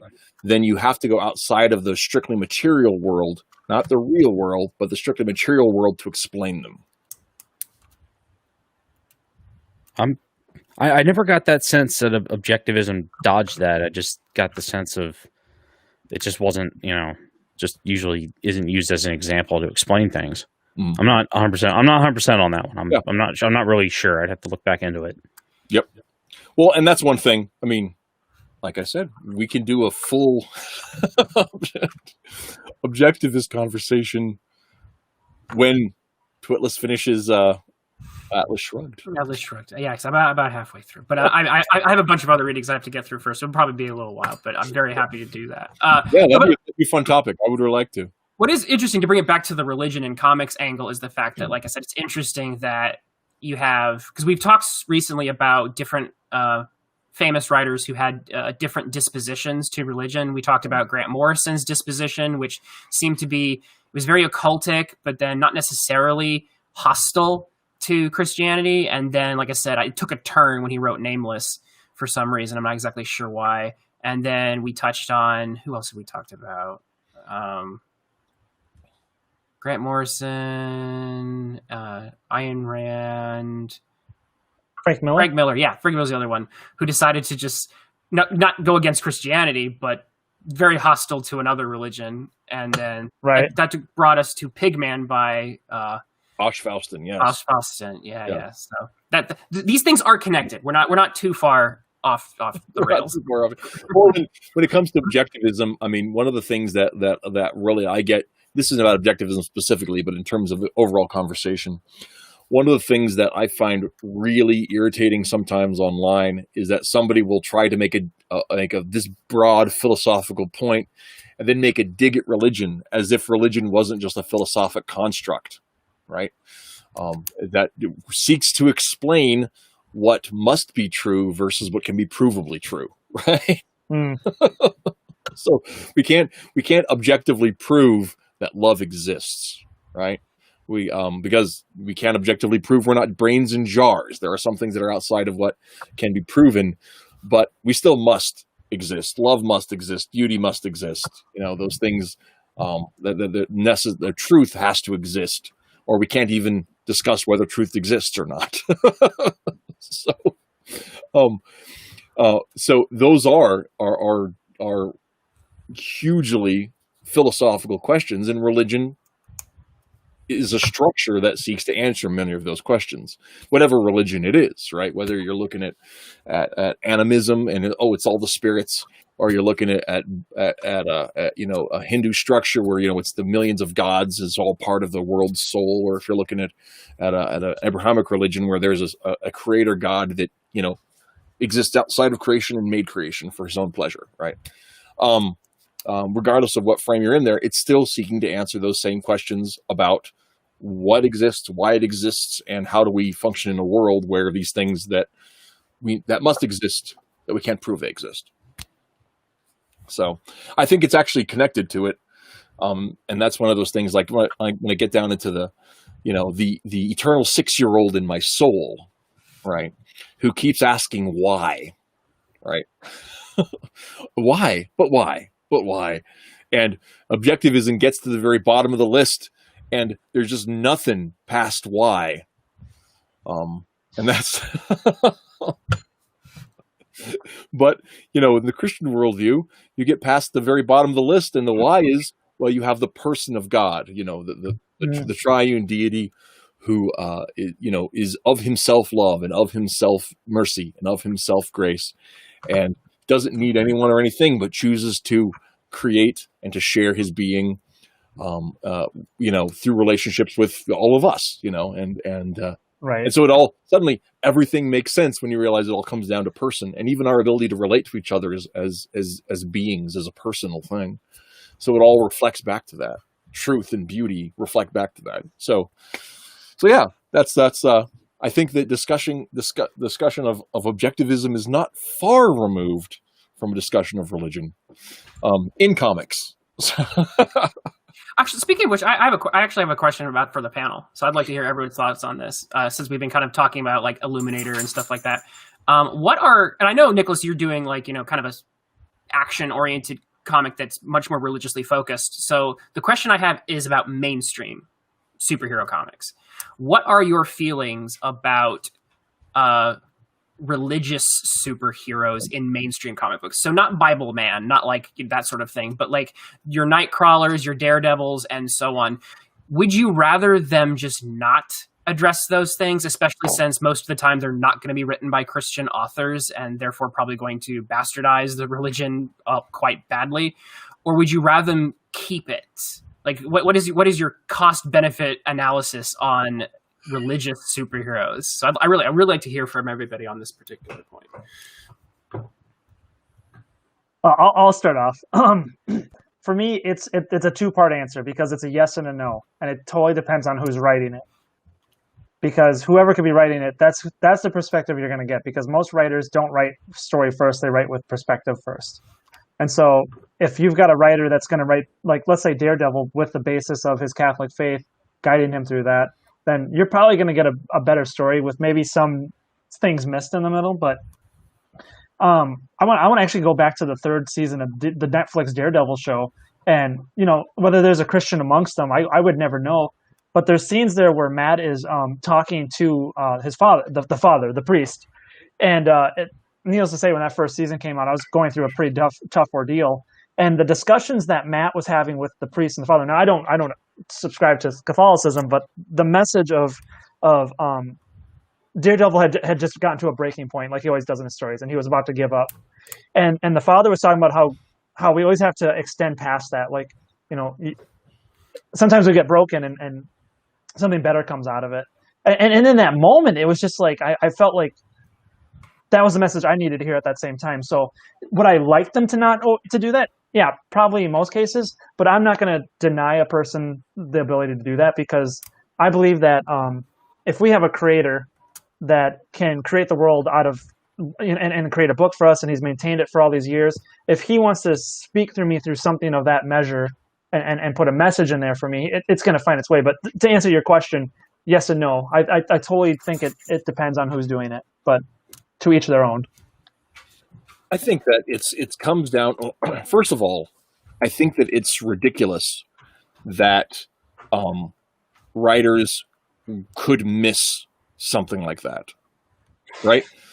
Could get it so wrong as they do, because first of all, it's not hard, right? And second of all, every writer is assumed, and this has been the case for 20 years. If you're going to be writing somebody from a different culture than you, do your research, right? We don't want Captain Planet. We want real diversity, right? So if you're going to be writing a story about Native Americans, study, talk to them, get to know the people, get to know the culture, maybe even run the script past some Native American writers, whatever you're doing. If you're doing doing stories about India, it's not, that kid from Johnny Quest. No, we want something real in the mix, right? So go ahead and do your research. If you're writing about snake handling, Pentecostals, maybe talk to some snake handling Pentecostals. They'll do the research for every group that's not related to Christendom. But when it comes, it's a Polish Catholic, I'm just going to write it however I feel. Well, and not to cut you off here, but I feel like a lot of them write from anger, because a lot of them, if you read their backgrounds, they came from a church background. Mm-hmm. And some of us said, like, we had a church background, but maybe, like someone was saying earlier, the hypocrisy. Some of these people can't see past the human error, the human flaws that a lot of these people are just working through. So they go back and say, this whole thing's a lie. I remember Matt Hawkins talking about, he's one of the writers and creators at Top Cow, and they're very much based in the idea of anti-religious things, even though they use religion as a prop for many of their series. Witchblade, right? Talking about the Witchblade stuff. Yeah, well, not just Witchblade, but also like the Darkness, and Magdalena. And he came in way after those series had run their course, and he was talking about how he found religion to be a trap, to get weak-minded people to come in, and he said, with his questions, he started asking people questions about like their faith and their ideas and all this stuff. And I don't remember the exact questions he was asking. And he said then he got several people to start doubting their faith, and he got them to walk away. But his questions were so banal and so insignificant that it's like anyone that wasn't already cemented or didn't already have a foundation in their faith and weren't already walking could easily be strayed away. And I think that's the part where I would say, no, I don't want some people writing about this, because some of them write it from a perspective of anger, that they're so angry at the church, maybe not at the religion, but they're angry at their experiences. Yeah. I mean, but I say it, like I said, though, I mean, when it comes to people that get it wrong, it just seems weird to me. They don't just do and I think you're right. There are some people that intentionally sabotage. You look at, I mean, even that was a plot point in Dogma. But and at the same time, like, I don't want to get into Dogma at the moment. Because it wasn't totally garbage, but it was a little bit garbage. And then some of the stuff that shouldn't have been garbage was because, like, I don't want to get into this, but I totally am. I have problems. Kevin Smith's a hard one to get, though, because he's the one that did Dogma. You're talking about the movie, right? Yeah. And hearing, because actually I used to be in a real Kevin Smith sort of fan until I became a Christian, and his whole entire his ideals of Christianity is like, I want to bend it to my version of it, of like, I don't really want to follow what the book says. I still want to be a Christian, but I don't want to follow I don't want to actually walk it. I want it to bend to my will. And that's what a lot of these people end up with. He's a prime example of hubris. Yes. Yeah. Hubris is a really good word for it. Oh, heavens. All right, but Marshall, what do you think about this question? Religious superheroes. I think I really don't like when my faith is misrepresented. But at the same time, I I just have to lean on the providence of God. You know, and there's so many. I mean, even in the Bible, you know, there's misrepresentation of faith. I mean, and he's got a way of kind of coming through and fixing things, and you know, in the end, obviously, there's kind of an answer to it all. But it is tough. It's tough to see it. And I don't think we can control it. So it's hard to like get too deep into it because I can't do much about it. I can talk about what I think about it, you know, and thank God we still have some free speech at this point. You know, hopefully that lasts. If not, again, you know, even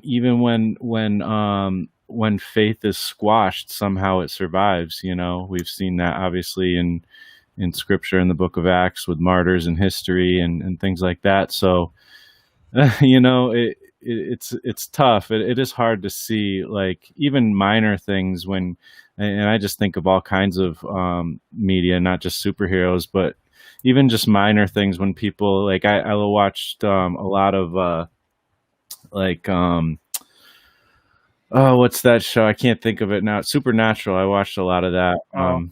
And you know, it's okay, but it's all over the place with scripture. Like and they get, I love watching the episodes where they're fighting a monster, you know, the monster of the week, and they just have fun and there's rock and roll and they're doing their thing.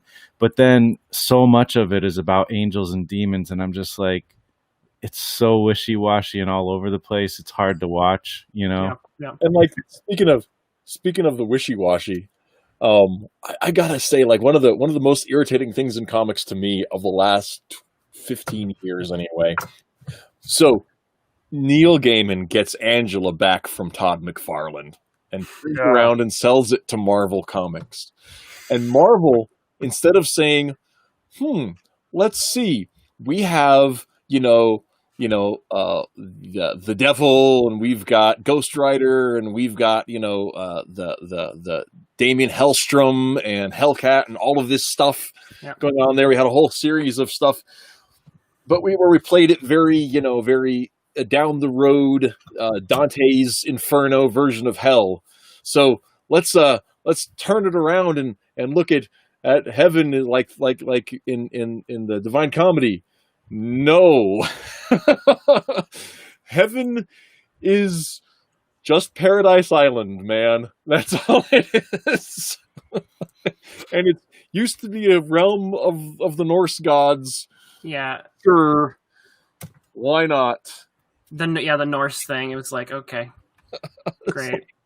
That was, you know what, I bet you, see, that's the thing is like Marvel makes so many decisions now that seem to be just driven by market forces. Sorry, Nick. Yeah.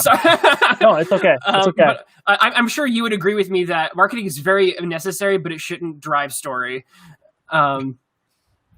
Marketing tells you where your stuff is going. It shouldn't be the indicator as to how you should drive it. Like it's the reception based. Like it tells you whether you're driving that ship correctly or not. Yeah. And it's the after effect. And I think there's something to be said for like, are you feeding a market, right? Want to know what people are actually want to buy, and that's really great. Yeah. But I'm telling you right now, nobody interested in angels or like serious angelology or even fictional angels thinks that the Angela, like the 10th realm thing, works.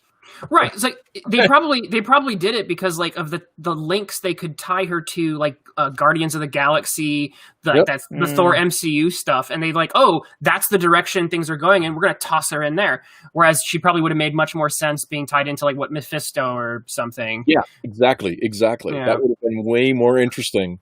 But Mephisto has not played at all in the MCU. No, I mean he hasn't been for a long time. For a while, he already did his damage with Spider-Man, and he's got plenty of time to do something else. No, what I'm saying, like that's why it feels like it's a marketing decision. I feel like they made a story decision based on where they were in the market, as opposed to what made sense in their lore. Yeah. So they brought her back, and then because I looked at it for a little bit, and then I couldn't keep up with anything they did. So So what did they end up finally doing with her? Because She's Thor's half sister. oh, so she's what? Yeah, she's one of the Norse pantheon now. Yeah. Oh. Yeah. Even though there's no room for her in any of like the Norse pantheon, like there actually is a Norse pantheon that Marvel has drawn from. And it was just like, no, she's actually like, Odin's another kid of Odin or something. Yeah.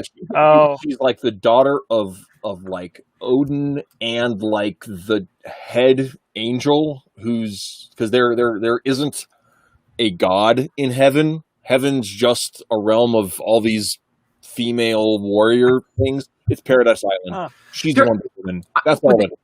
Well, we know what the writer was into in that case, if that's his idea of heaven. Yeah. I think they were going. Truckman, do they all look like Abby from The Last of Us, or is it actually? Oh no! I mean, he said warriors. I mean, I don't know. I don't know what that means anymore. I think, in all honesty, they're going for the whole Valkyrie thing, and like, I don't know if that's because of her headdress looking a little Valkyrie-ish. Yeah. And it's like, oh, we can make her a Valkyrie, basically. Yeah. And it's like, what? Valkyries and angels are two different things. Like, that's a very, very loose way of applying. Most Marvel writers don't know the difference between what they're writing nowadays. Anyways, it's all Well, before propaganda. Before we get too far afield, Tim, what do you think of the question of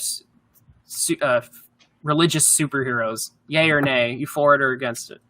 I think, despite I think almost every time some whoever gets in charge down the line, especially with superheroes, is to get handed off from writer to writer. Will they do somebody dirty in terms of whoever's faith it is? Absolutely, they're gonna screw it up. You're gonna get the CSI treated Catholics and stuff like that. Just bad theology, bad messes. But I don't think keep that out completely, because I think that's an very important. Like faith is part of the human condition, and religions are very important to lots of different people for different reasons, to different degrees, and it's very much part of many people's lives. And if through studying that and writing about it, even if you're not of the faith itself, and that helps you find God a little bit, great. I mean, I know from studying, I'm Roman Catholic, and my dad is actually a deacon, so I have clergy in the family. But I've studied Buddhism and stuff for other projects, and you got to learn about it, and you feel a little better about your own faith. I think it's a healthy exercise for the writer if they're not approaching it from a vindictive standpoint. Yeah. Some of them, they want to write about it and they want to make it. It's kind of like their personal struggle just gets sprawled out on the page, and then that just turns into them just hating. And I think this really comes down to the problem we've had with comics in the last 15 years, at least that I have had, right? Isn't that they're isn't just that they're taking, or it isn't even that they're taking characters and making them woke, right? It isn't even that they're messing up the sandbox for future characters. That's part of it. But I think the biggest problem that I have with it is that it's dishonest, right? That they're not dealing with characters in a way that is authentic to the way the characters work. It's like there used to be, back in the day, Chuck Dixon had a website that had a blog that was part of it, called the Dixonverse. And it's not there anymore. But one of the articles they had on there was an essay that Chuck had written in conversations with like Scott McDaniel about religion in comics. Because if you didn't know, Chuck wrote religion into the background of all of his stories. Not because he was trying to proselytize, but because he felt like his characters, he wanted them to be real. And, what kind of a religious environment would these people have grown up in? They're Americans in the last half of the 20th century. They probably have some exposure to church. What is it? Right. And so based on all the things he's like, well, I don't think there's any way that Bruce Wayne wasn't raised Catholic, And so he didn't. So he's not a practicing just Catholic. Based on imagery alone, man. He's like I think of the big gray cathedral and the music and the bats, and I'm like, yeah, he's Catholic. That's just how Bruce Wayne strikes me, Yeah, the way that Chuck wrote it is that nobody carries that amount of lapsed around that quantity of personal guilt around other than a lapsed Catholic. Oh, that's correct. Oh, that makes sense. I really should go to mass, but I'm too busy beating people in the face, so I guess I just won't. I hate to say this, that actually is true of Catholics who convert to Protestantism too.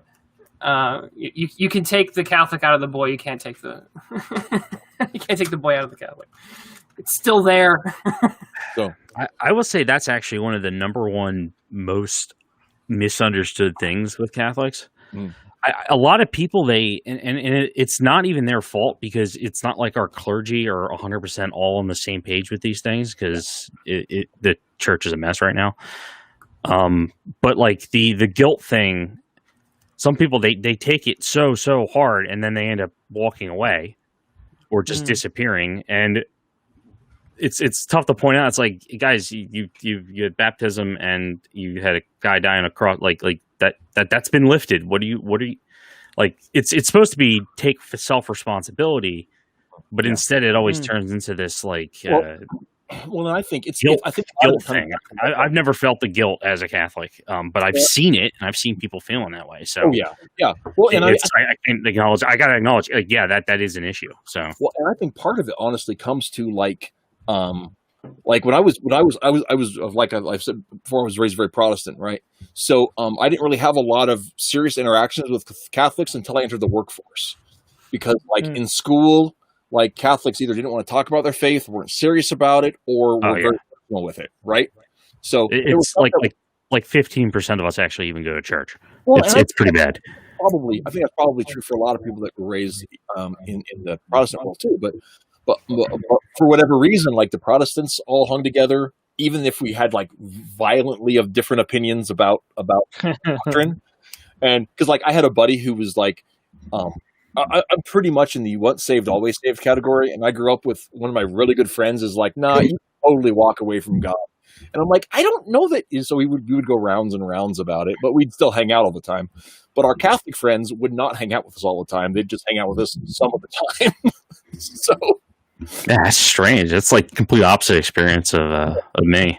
Well, maybe it had to do with where we lived too. Yeah, I don't know. That's the thing. I live, Philadelphia suburbs, and nobody cares. Well, I don't think it was a situation of like open, like intentional prejudice. I think it was just like, the way things sat, like when you like a cultural cluster basically, right, and exactly. People tend to go where they're comfortable. I'm just always uncomfortable. Maybe it's just my problem, right? Yeah. Well, maybe that's it. But anyway, my point though is I didn't really dig into those issues at all until I got to the workforce. But when I was first working, one of the most remarkable things to me that just confounded me was the idea of Lent, right? Because everybody I knew who was Catholic who did Lent, they were giving up things they shouldn't have been doing to begin with, and they knew it. Like, well, I'm not going to get drunk on Fridays for Lent. I'm not going to sleep around for Lent. I'm going to quit smoking weed for Lent. And I'm just like, that doesn't make sense at all. If you know you shouldn't do it, just maybe don't do it. I mean that's between you and God. I'm not going to try to judge you. The Holy Spirit is a person, and he'll, the thing. But what's up with this? So I ended up. I was talking to I was at the job. One of the managers was having me help him with a thing, and he was talking about like just feeling really edgy because he wasn't doing sunflower seeds, and I was like, okay. And he's like, well, I always have sunflower seeds, but I gave them up for Lent. And I said, dude, I have to ask you a really impertinent question. What is up with all of this Lent stuff? What's up with sunflower seeds? I'm so confused by that. I didn't understand. Well, for him, it was just a nervous habit. He'd always choose sunflower seeds. And so the way he explained it was like, I said, because I explained the whole thing where people just giving up sins. And I'm like, what's up with that? And he's like, no, they're wrong. So you're supposed to fast from something that will remind you to pray and think about the sacrifice of Christ. And I'm like, no, it's completely, it's easy to cop out basically. Like, I'm not going to get loaded every Saturday. It's like, well, that's okay. Congratulations, you did that for 40 days. Like what? Like, yeah, I don't know. Yeah, that was the thing. It was baffling to me, but that was my first like real serious experience with talking like about the Catholic dogma with somebody, and this dude just like, and I can't remember his name. It's been so long. It's been like 23 years ago, but he just was out there, and I was just like, okay, I can understand why this is a thing now. Thank you. Yeah, that's the approach it's supposed to have. Well, and part of the good, thing good luck getting that answer from your average Catholic, though. To be honest. Well, yeah, that's part of the thing I'm thinking of. I think some of this like the guilt thing has to do with, okay, we know about original sin, we know about how unworthy we are, we know about all that Augustinian stuff. But what does that have to do with me, right? How do we live in that light? And like you said, Christ died, he rose from the dead, he paid the penalty. We still are going to mess up. And that's what 1 John 1:9 is all about, right? That's the whole point, is to acknowledge our frailty. But it's still paid for, even though and that's one of the things that to me, somewhat of a side note, is so humbling, is that I came to faith when I was a very young child, right? Sorry, Neo's cracking me up in the chat there. That's funny. But I came to faith as a very young child. So like all of the worst things I've done in life, I've done after coming to faith, right? Ever the worst things I've done are like, you see these stories of people that are like, I used to beat my wife and snort coke off of hookers, and man, Jesus really changed me. And Jesus did change and save me, because I know who I am inside, right? I'm a horrible person, and I don't live up to that potential because of that. But I also know that like the worst things I've done when I was supposed to be serving my king, and instead I've gone off and done the worst things I've done. Well, the whole thing with original sin, a lot of that is essentially being aware of your responsibility to yourself and your responsibility to essentially have a relationship with God, right? So it's like if you don't know what sin is, the second you know it, that changes everything, and that's like all the way deep down in human psychology. And I think Jordan Peterson's talked about that, but like that's some deep stuff. But it also doesn't mean you're a piece of shit because you screw up. But I mean that's the struggle, right? I mean, the ignorant are very happy, but then when you start diving deep down, and that's when it becomes really tough. Yeah, that's 100% true there, RJ. That which I would do, I do not do. That which I would not do, I do daily.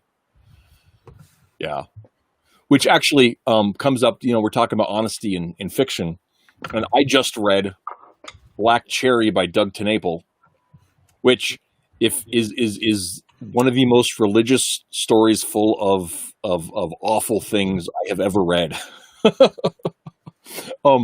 It's remarkable, actually. It's about a lapsed Catholic mob guy who ends up in the middle of a paranormal adventure, and has to kind of figure out what faith means for himself all over again. It's fascinating. It's great.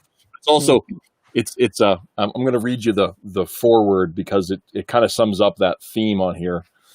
It says, some of you may be a little confused about my decision to tell this story. My Christian readers will be puzzled about my choice of words and images. My anti-Catholic secularist readers may wonder why I'm telling yet another story of faith. The answer to the Christian is easy. My characters tell the truth. I don't like moral stories where characters live spotless lives. I would say that I don't believe them. Criminals don't talk like that, and they're going to keep criminals don't talk like they're trying to keep from offending soccer moms. They use the F word a lot. When I tell stories about the criminal underbelly of LA, I want to make rich characters who have the freedom to be as skanky and as bad as they need to be, not because it's good, but because it's true. I have a similar explanation for the anti-religious zealots. Stories don't just ring true to me when religion is deliberately edited out of our everyday lives. When Americans are surveyed, we consistently and overwhelmingly identify as Christian.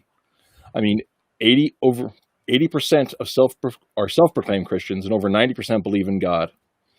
As I peruse the great stories from the past, from Chaucer to Dickens, from Pulp Fiction to Raiders of the Lost Ark, We have a rich history of theology mixed into our fiction.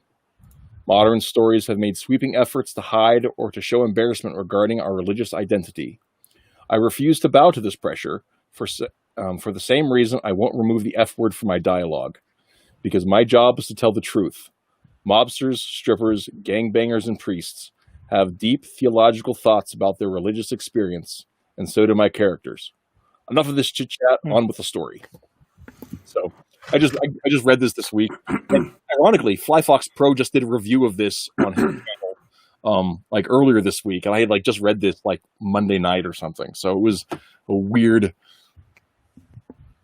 thing. But yeah, I do think that's one of the things that when we talk about religion and fiction, if it's honest, or at least not poorly intentioned, I think that it's a perfectly good thing to put into stories. But I think that when you look at it,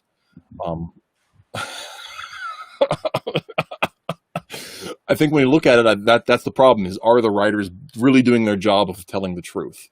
Are they really seeking to tell honest stories, or not? And yes, RJ, we maybe should, but for the right reasons.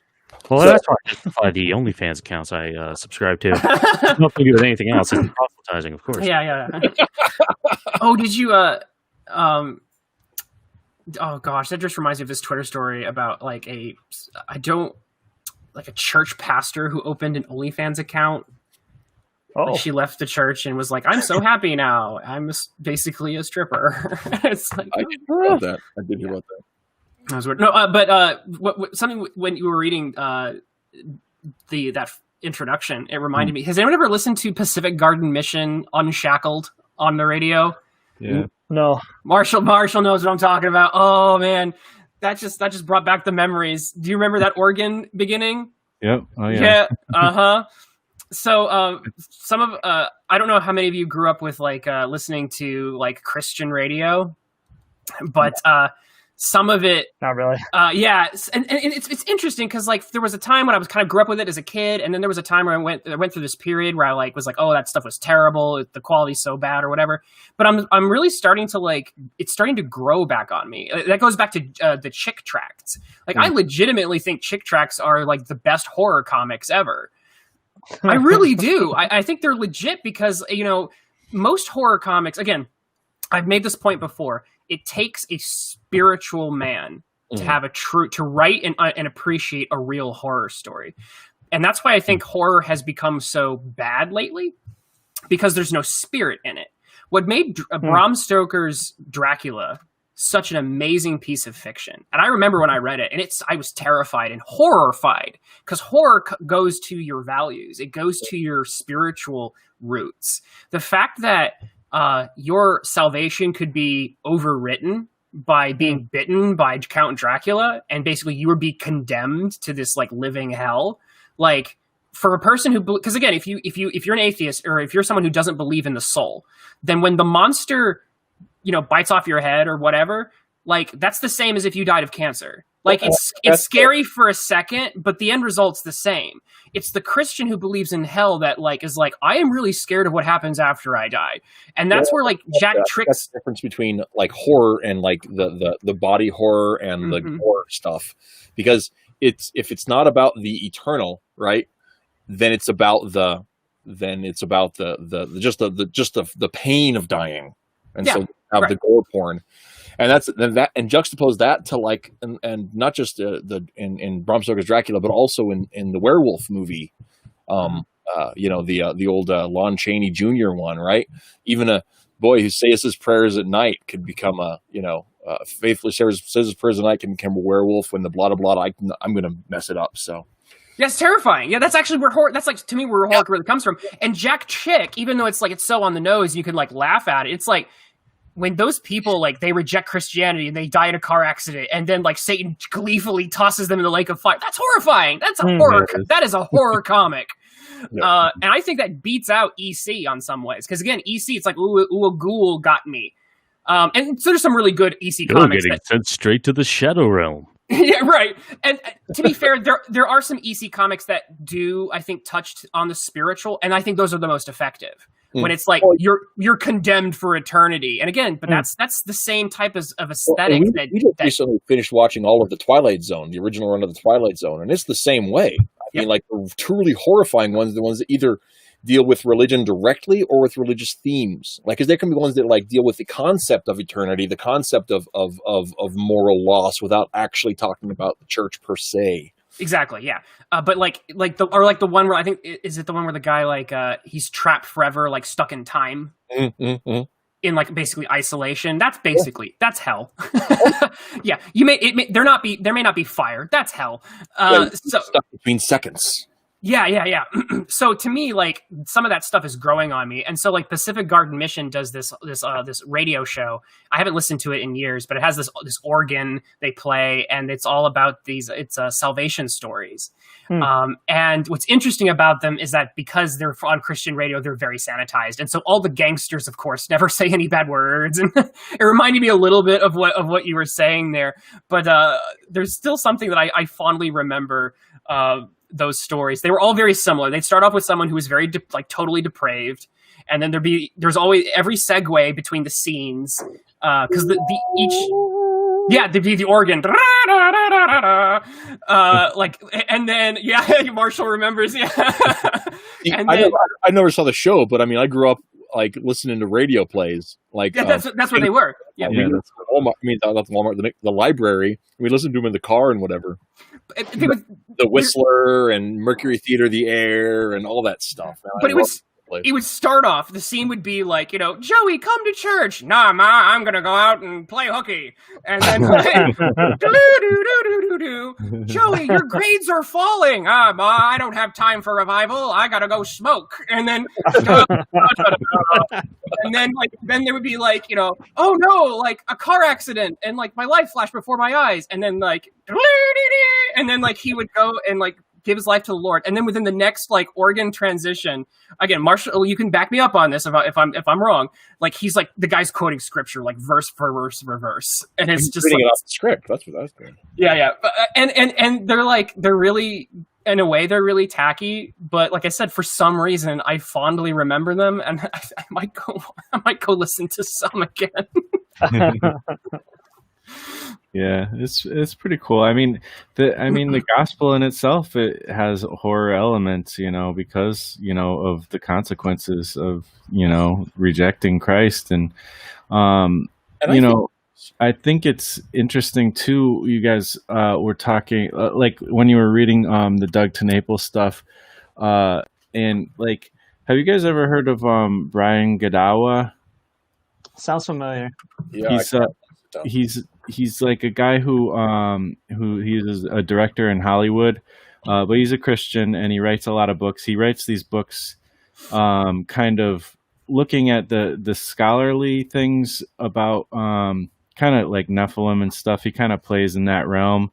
Not super crazy, but it's interesting. He kind of takes like a historical look at like the places where it mentions Nephilim and stuff in the Bible, and he kind of goes in between that and kind of puts out a biblical story in that realm. Anyways, it's interesting. But the thing that I really love about Brian Godawa is he has like some things that he talks about. You can find him on YouTube where he talks about like the Bible is rated R. Yeah. And it just, he goes into like, there's every genre in the Bible, like literally every genre, even to the point there's almost like X-rated, like Song of Solomon, like is, we don't see the real like language there. They sanitize it even when they translate it or whatever. So anyways, like it's just, I'm not saying that Christians should be doing X-rated content necessarily, but I'm just saying it's interesting. Like the Bible, I mean, how we look to it as a holy thing, scripture that we live our lives upon. But at the same time, there's horror. There's definitely horror in the Bible. There's action. There's adventure. There's romance. There's everything. And it doesn't pull punches. It doesn't sanitize parts that are. David did some messed up things. You just look at the lives of I mean, even Abraham and I'm trying to think of just different characters in the Bible. It tells the bad with the good, basically. And Yeah, I no one was don't know. I perfect. think it's interesting, and I like how Doug TenNapel is okay with being honest about that. And I think we probably all should. It's hard for me as being a Christian for so long. Similar to you, Matthew. I've done all my worst things after becoming a Christian. Or most of them, I should say. And it's just interesting how like even when I'm creating my comics and stuff, I still have a hard time pushing the limits. Not that I'm want to push the limits just for that, but like you said, telling the truth and being okay with dropping a swear here and there. It's hard, because I don't actually swear hardly. Like Well, I don't know. It's just. I actually do. I don't have the best grammar sometimes, but He's right. I've heard him. well, yeah, and I also our webcomic is about teenagers, and I work with teenagers professionally, right?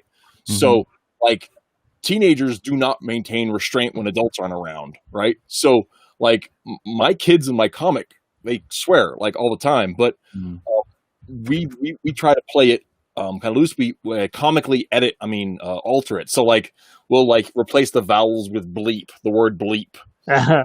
Intentionally. I mean, there's no question of what these kids are saying, but at the same time, it's drawing to the point that that it's not there, but it's also drawing to the point about how ridiculous it is when children talk like that, because it doesn't really get them anything.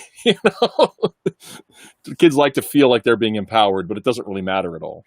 And that's because that's one of the things I think is hilarious about that whole piece. But yeah, I think that it's when I was first sitting down to be serious about writing, that was one of the things that was a hard thing for me to come to grips with was what would you do with those sort of things? Do we just play it as it is? Do we want to try to do the DC Comics mainstream thing and just put the asterisks and the at signs and stuff in there?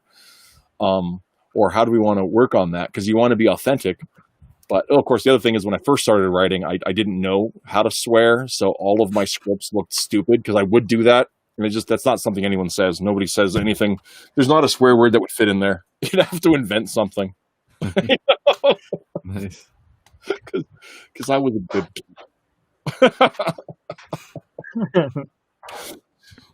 I found actually my first draft had a lot more cursing in it and when I went back to it, I actually culled it a lot. Yeah, and actually, Doug's it surprised me. It was just like you kind of think you're like, oh, all right, well, let's talk how they really are, and then you realize it's like, what the hell was that mob movie? It wasn't The Departed. What was the one that was like every other word was an F word? Like Goodfellas?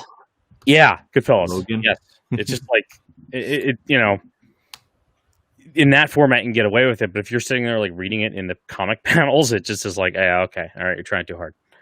Yeah. You just have to. I don't know. Not everything has to be true to reality, because if you make it too close to true to reality, it reads like a really dry, boring reality. So I think that's a factor that people sometimes forget too. It's really easy, I think, to forget that kind of thing, frankly. Yeah. You were talking before about Kevin Smith. Yeah. Have you guys seen that movie? I think it's called Red State, right? That he did. I have. I saw part of it. What's that? Oh, you I saw part of it. yeah, I saw a little bit of it, but I didn't bother watching the whole thing. That was kind of during his real messy era. That it's like he was doing way too much weed, and it loses itself pretty quickly. Yeah, I don't know. I thought it was interesting. It was kind of a critique, I feel like, on basically religious nuts, but I don't know. Like I expected to watch it and feel like threatened almost, and I really wasn't, because I think there was some truth in there. But yeah, I don't know. It was just interesting. I was curious if you guys had any thoughts on it. But He doesn't like you because you're religious. I mean, every bad thing that you think he's thinking, oh yeah, he thinks it. It's just that it was an incompetently delivered message, so it was not nearly as like offensive because it just wasn't that effective. Well, I mean, and part of the thing too is like, yeah, I mean, it's I can't remember what I was thinking. Never mind. My brain skipped out on me for a second. I think he doesn't respect people that don't like question religious dogma or don't come to disagree with dogma. I don't think he just out and out disrespects people for having religious opinions. But if those opinions don't line up with how he thinks a thing ought to be, then that's sort of that. He's not just like that with religion either. I mean, pretty much every aspect of social, political. If you're not lined up with Kevin Smith, you just are not. You're clearly not smart enough to understand how things work in the world. Yeah, and here he is writing about red state, bunch of rednecks living in the woods, and I don't think he's ever been to the woods. So anyone who wrote Batman: The Widening Gyre has forfeit the right to criticize anything and anyone forever. Like, I just, that piece of hack garbage that Kevin Smith wrote. Have you anyone? I think Nick, you said, yeah. But like, it's like the worst thing ever, and it's so bad that it's one of the few Batman stories that has never been continued. But you didn't like the part where he peed himself? I thought that was utter nuance and just it was Shakespeare, Oh, or what about the part where like he has 10 orgasms with Saint Cloud? It was just like, what are you, 10 years old? He really is. Like, what is this? I think that's probably fair. I think he what the hell? But no, Tim, what I think is interesting about what you're bringing up is this is the irony, and this goes from every single rebellious. Anyone who rebels against religion, whether it's Grant Morrison, whether it's Kevin Smith, whether it is Alan Moore, even the great Alan Moore can't escape this. You either they can't escape the fact that if you don't believe in God, you have to recreate him in some way. Yeah. And you have to just become him, which is why so many of the stories you read from those people, they just kind of like become gods in their stories, or they become godlike, which is basically just becoming God. And so it's so funny because either you acknowledge God or you must recreate him in your own image. So basically you can't escape God. It's impossible. You're either going to recreate what God is in your story, or you're just going to have God in your story. So it's so funny because in stories I write, because I know God exists, he can be kind of passively in the story. And so there are aspects of my stories and my writing that are more, I think the religious aspects may be more subtle, because I don't need to reinvent God. He already exists. But every time that like Alan Moore or Grant Morrison write a story, it's like they have to just recreate what God is. Well, I mean, and that's the whole take. That is what Dr. Manhattan is he's man becoming God. What is the birth of a God we're witnessing, right? But you can do that with like every single one of Alan Moore's stories, because it's Dr. Manhattan in that story, it's Miracle Man in that story, it's V in V for Vendetta. V's just God, except he's mortal. He's a Christ figure, basically. Yep. He has godlike. He revolutionizes the entire world just like Jesus did. It's just you can't escape it. And I always find that to be so. They're all pretty shitty gods. He likes to bitch about Christian God, and then the ones he comes up with are pretty shitty. Yeah, exactly. That's what happens when a man makes God in his own image. True. Back to the whole piece, we are that person. Right. We're terrible. And that's just one of the things that we don't want to admit, that we're just the worst. But what else are you going to call us? You're totally right though. Like they're crappy gods, but that's the only God that man could create. Because but not to cut you off here, Twitless, but sure, go ahead. But you guys bring up a good point here, that this idea that we're wicked at nature. Christianity is the only one that teaches that. I mean, within that sphere of the Abrahamic nature, that we were born sinful, and we have this rooted in us. Everything else around us, like you were saying, Matt, like trust like Gen Xers are saying, like follow your heart. Like no one else preaches that you're a terrible person and you need to repent and turn to Christ to turn away from that. Like this whole entire idea of being terrible is a foreign idea to everyone else. Yeah. Yep. Yeah, and nobody else also. I mean, I love, obviously, the things that are unique with Christianity are just so amazing, like in my opinion. Just like that aspect is maybe the almost like the negative. It's not really negative. I mean, it is negative, but it's like there's a good thing, it drives us to God, but the idea that, like, we don't have a system of doing things right to get to heaven, that whole kind of thing. Like, there is a system, but we can't do it. Well, that's why we're so bad we can't do it. 48,000 points. That's 48,000 Jesus points. That's the threshold. All we have to do is trust in him, and trust in what he did. And that's, I mean, other religions don't, there's no way you have to work your way there somehow, or, I have to actually push back a little bit, because in general, that is basically one of the main differences. But I will say, from looking into Buddhism, the way they look at things is, we believe, it's not even that man is necessarily inherently sinful as much as man will sin, because man is man. It's part of what makes us who we are. That's like 6 of one, half dozen of another, man. No. But what I'm saying is that if you're the Buddhists believe, I was saying, okay, desire is desire, the source. Oh yeah. Suffering and overcoming desire. It's really not that different. So they kind of believe they're kind of on the same page with that. They just don't believe in redemption through Christ. They believe in redemption through through self, basically.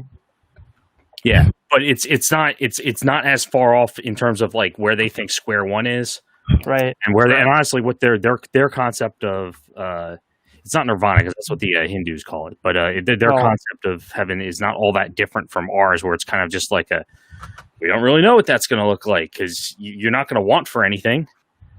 So what does that look like? It's so high concept. We don't really, we don't have a guarantee. It's like, oh yeah, you're going to get your 72 virgins or something like it. It just, we know that's silly. We wish to come discover it, but it's not. It's not a question that is going to be able to be answered by anybody, probably. So I also thought that, because I remember C.S. Lewis saying that if he wasn't a Christian, he would be a Zoroastrian. I thought Zoroastrianism had like a really pretty black and white good and evil system going on. I actually don't really know much about that. Zoroastrianism, I know a little bit about it. Zoroastrianism believes in the idea of duality, and a duality of morality, right? For lack of a more concise way to say that. But that there are opposing forces in the world that are good or bad, and that, like, objectively good and bad, or like a yin and yang type thing, like objectively good and bad. Okay. These forces are they're kind of like creation and destruction, and that from the emanation of their conflict was formed the universe, I believe. And so, like, the Gnostic concept of emanations, I think, actually is borrowed from Zoroastrianism. I know there's the good God, and then there is the bad one. Right. Like, and there is no like, oh, the bad one is sometimes good. It's like, no, it's all bad. God. Yeah. And the good one is all good. And so that duality, there's none of that bleeding over gray area stuff. It's a binary between like complete good and complete evil. And if I remember right, I think that it is the conflict that the eternal conflict created the universe in which we live in, I believe. So there's probably some truth in that. So so with that idea, it's one of the, it's an objectivist like concept in that. So we either can choose to serve like the God of creation and order, and or the God of chaos and destruction. So, but the good God's going to win at the end. That's the other thing I think is that Zoroastrian had like the good will win. It was because order. I mean, everything can be ordered. I mean, and so that's like it, and it's our purpose in life is to find that. So, yeah. Huh. So yeah, that's but I couldn't. I mean, I could do details because it's also there are similarities in like comic books, and so I might be confusing things. Well, has anyone ever played? There was a Prince of Persia for the PS3.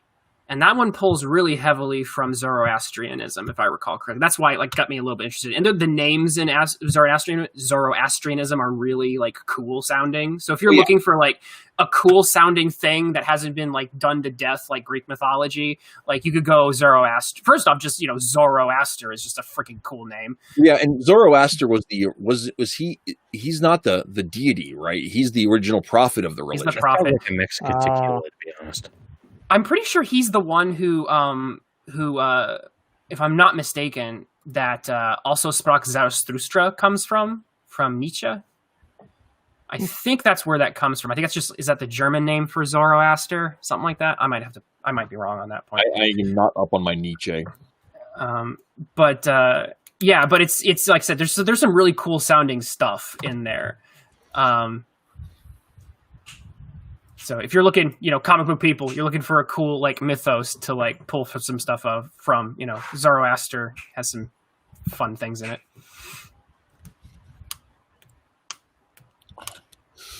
Cool. But that's not particularly Christian, so that's probably not.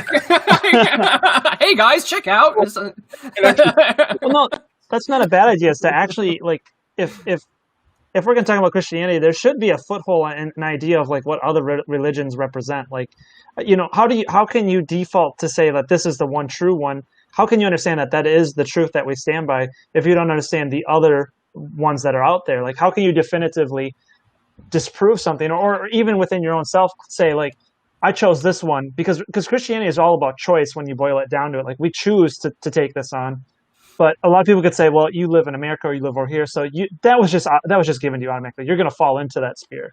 So I don't think it's a bad idea to at least research other religions and like in one of the routine complaints that people say is, oh, Christianity is just like Hebraifies Zoroastrianism, and that's actually like people will actually point that out, and I'm like, no, dude, that's Gnosticism. Like the book of God was specifically written to counter arguments in the proto-Gnostic arguments. So, back up. But the other thing is, Justin Martyr actually talks about in his confession or his apologia, talks about that there are similarities in the pagan religions of the past of the true faith. And his argument is that they were placed there by demons to confuse people when they actually got exposed to the truth.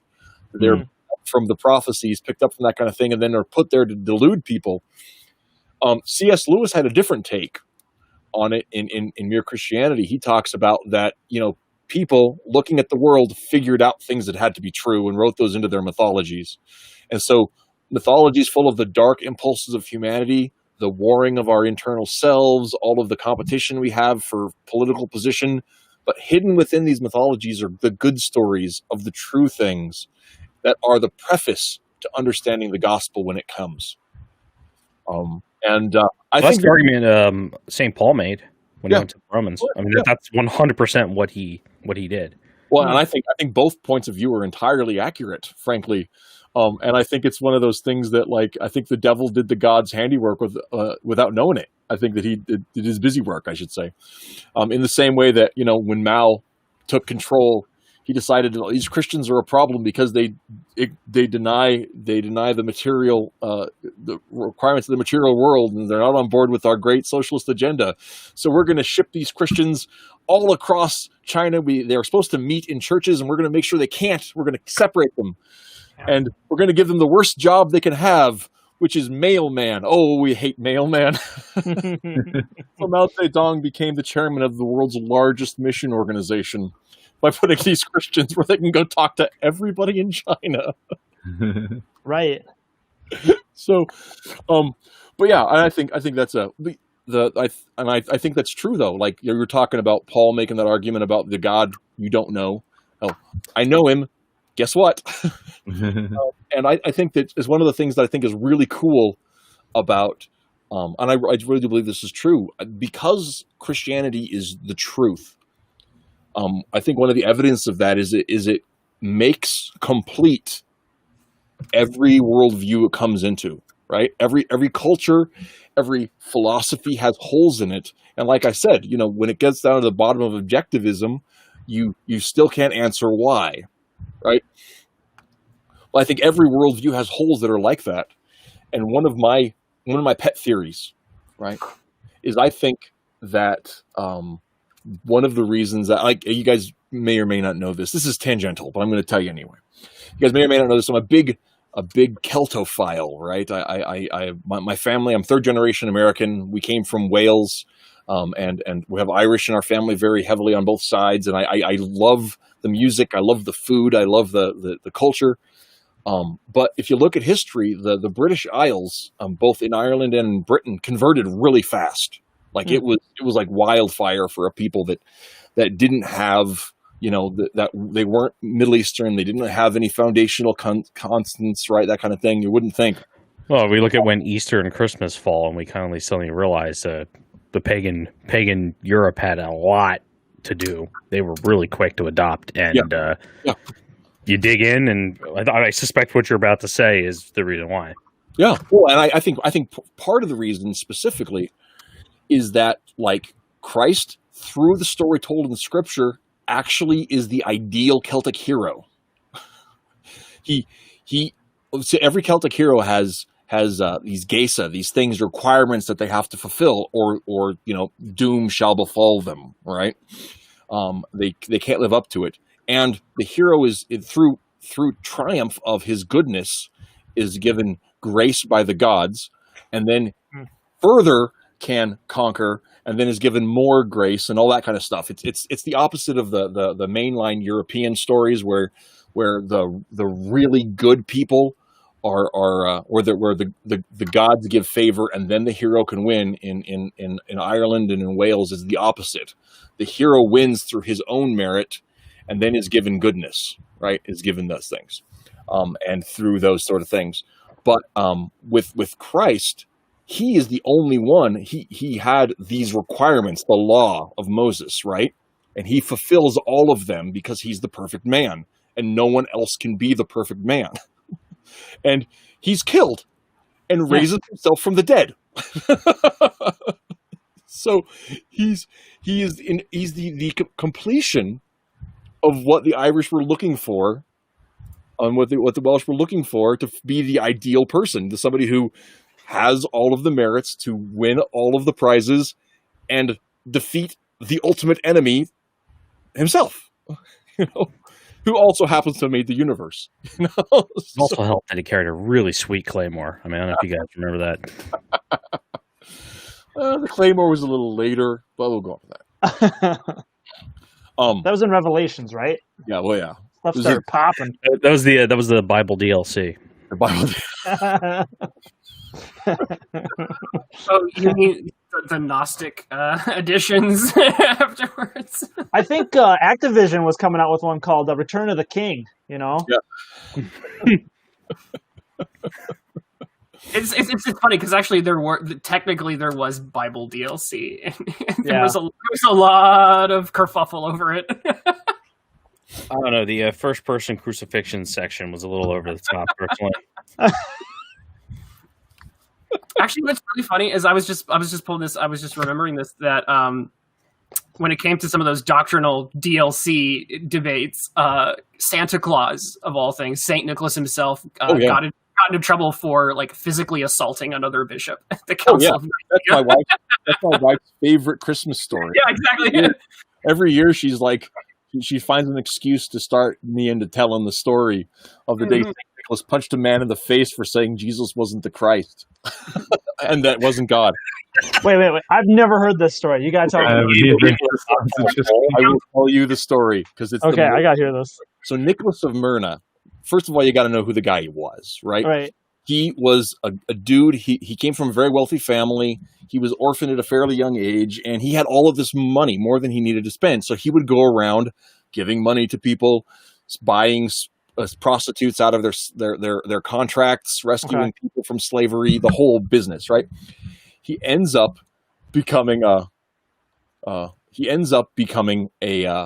priest, and then becoming the bishop, right? And so he goes to Nicaea, and at Nicaea, one of the big debates was, is Christ, is his divinity part of him, or was it bestowed upon him? And the Arians claimed that he was a created being that assumed the God presence and all that kind of stuff. What? No, I'm sorry. Arian with an I, not a Y. Yes, Arian with an I, not a Y. Yes. Oh, very, very, very important point, because it was Arian the dude, not Arian the race. Oh, yeah, that makes more sense. Not the race that Hitler thought it was, because Hitler was a moron. But moving on, didn't study his history well enough. Back to the thing. So Arius would have all of these songs that they'd have to kind of like gin people up about how Jesus was just a man, right? And that was the whole thing. So they're having this big debate, and in the middle of all of it, he gets people on his side singing and making a kerfuffle, and Nicholas walks up to him and punches him clean in the face. And he's just like, they're like, "Whoa, Nick, what did you do?" And he's like, he's bad-mouthing, Jesus. You don't just bad-mouth Jesus. What are you doing, man? And that they got him and separated the guys. He actually was stripped of his bishopric, and he was like, "Yeah, that's fair. That's fair." He was there to punch heretics and hand out candy canes, and he ran out of candy canes. Yep.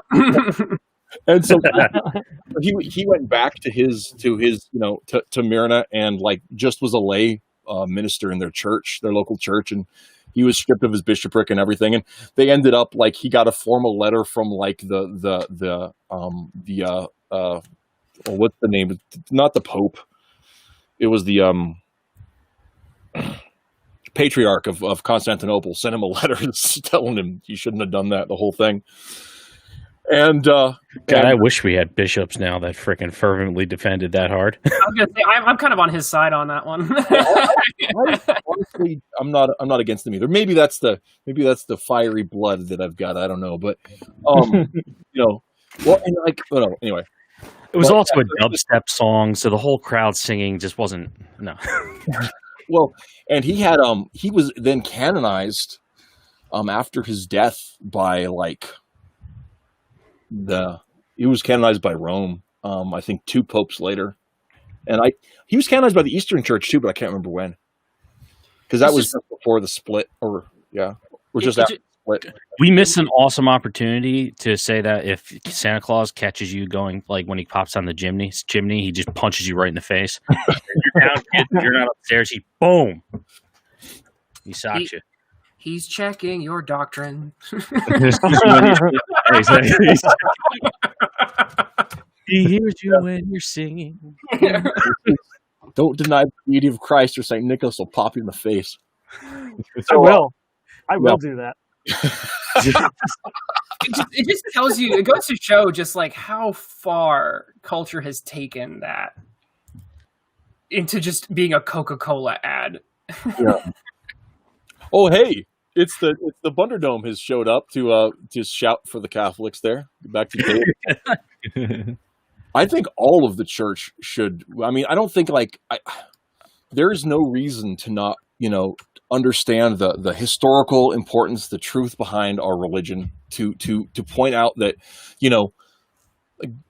there is no question that Jesus was a man who walked and died in Galilee in the first century and in Jerusalem. That's a fact, and we know without a question that thousands upon thousands of his followers believed they had seen him risen from the dead. There is no question about those sort of things.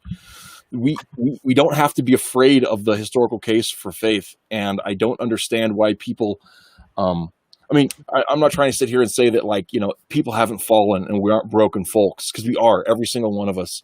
That's why we need our great hero and king, the high king of heaven, the Lord Christ. That's the whole point. and like, coming back to making comics and talking about, if you're using faith elements in them, I try not to be super on the nose with a lot of that stuff, because the kind of stories we're telling mostly. But I tell you right now that, like, I only hope that, my hope is to create something that is decent enough to end up on heaven's fridge. I don't know if that even makes sense, but I mean, the best we can do. I don't know what to do. I don't know what to do with this. This is awful. Man. You think if I just put up for like a week and then yeah. I don't want to hurt his feelings, but I mean, did you see this thing?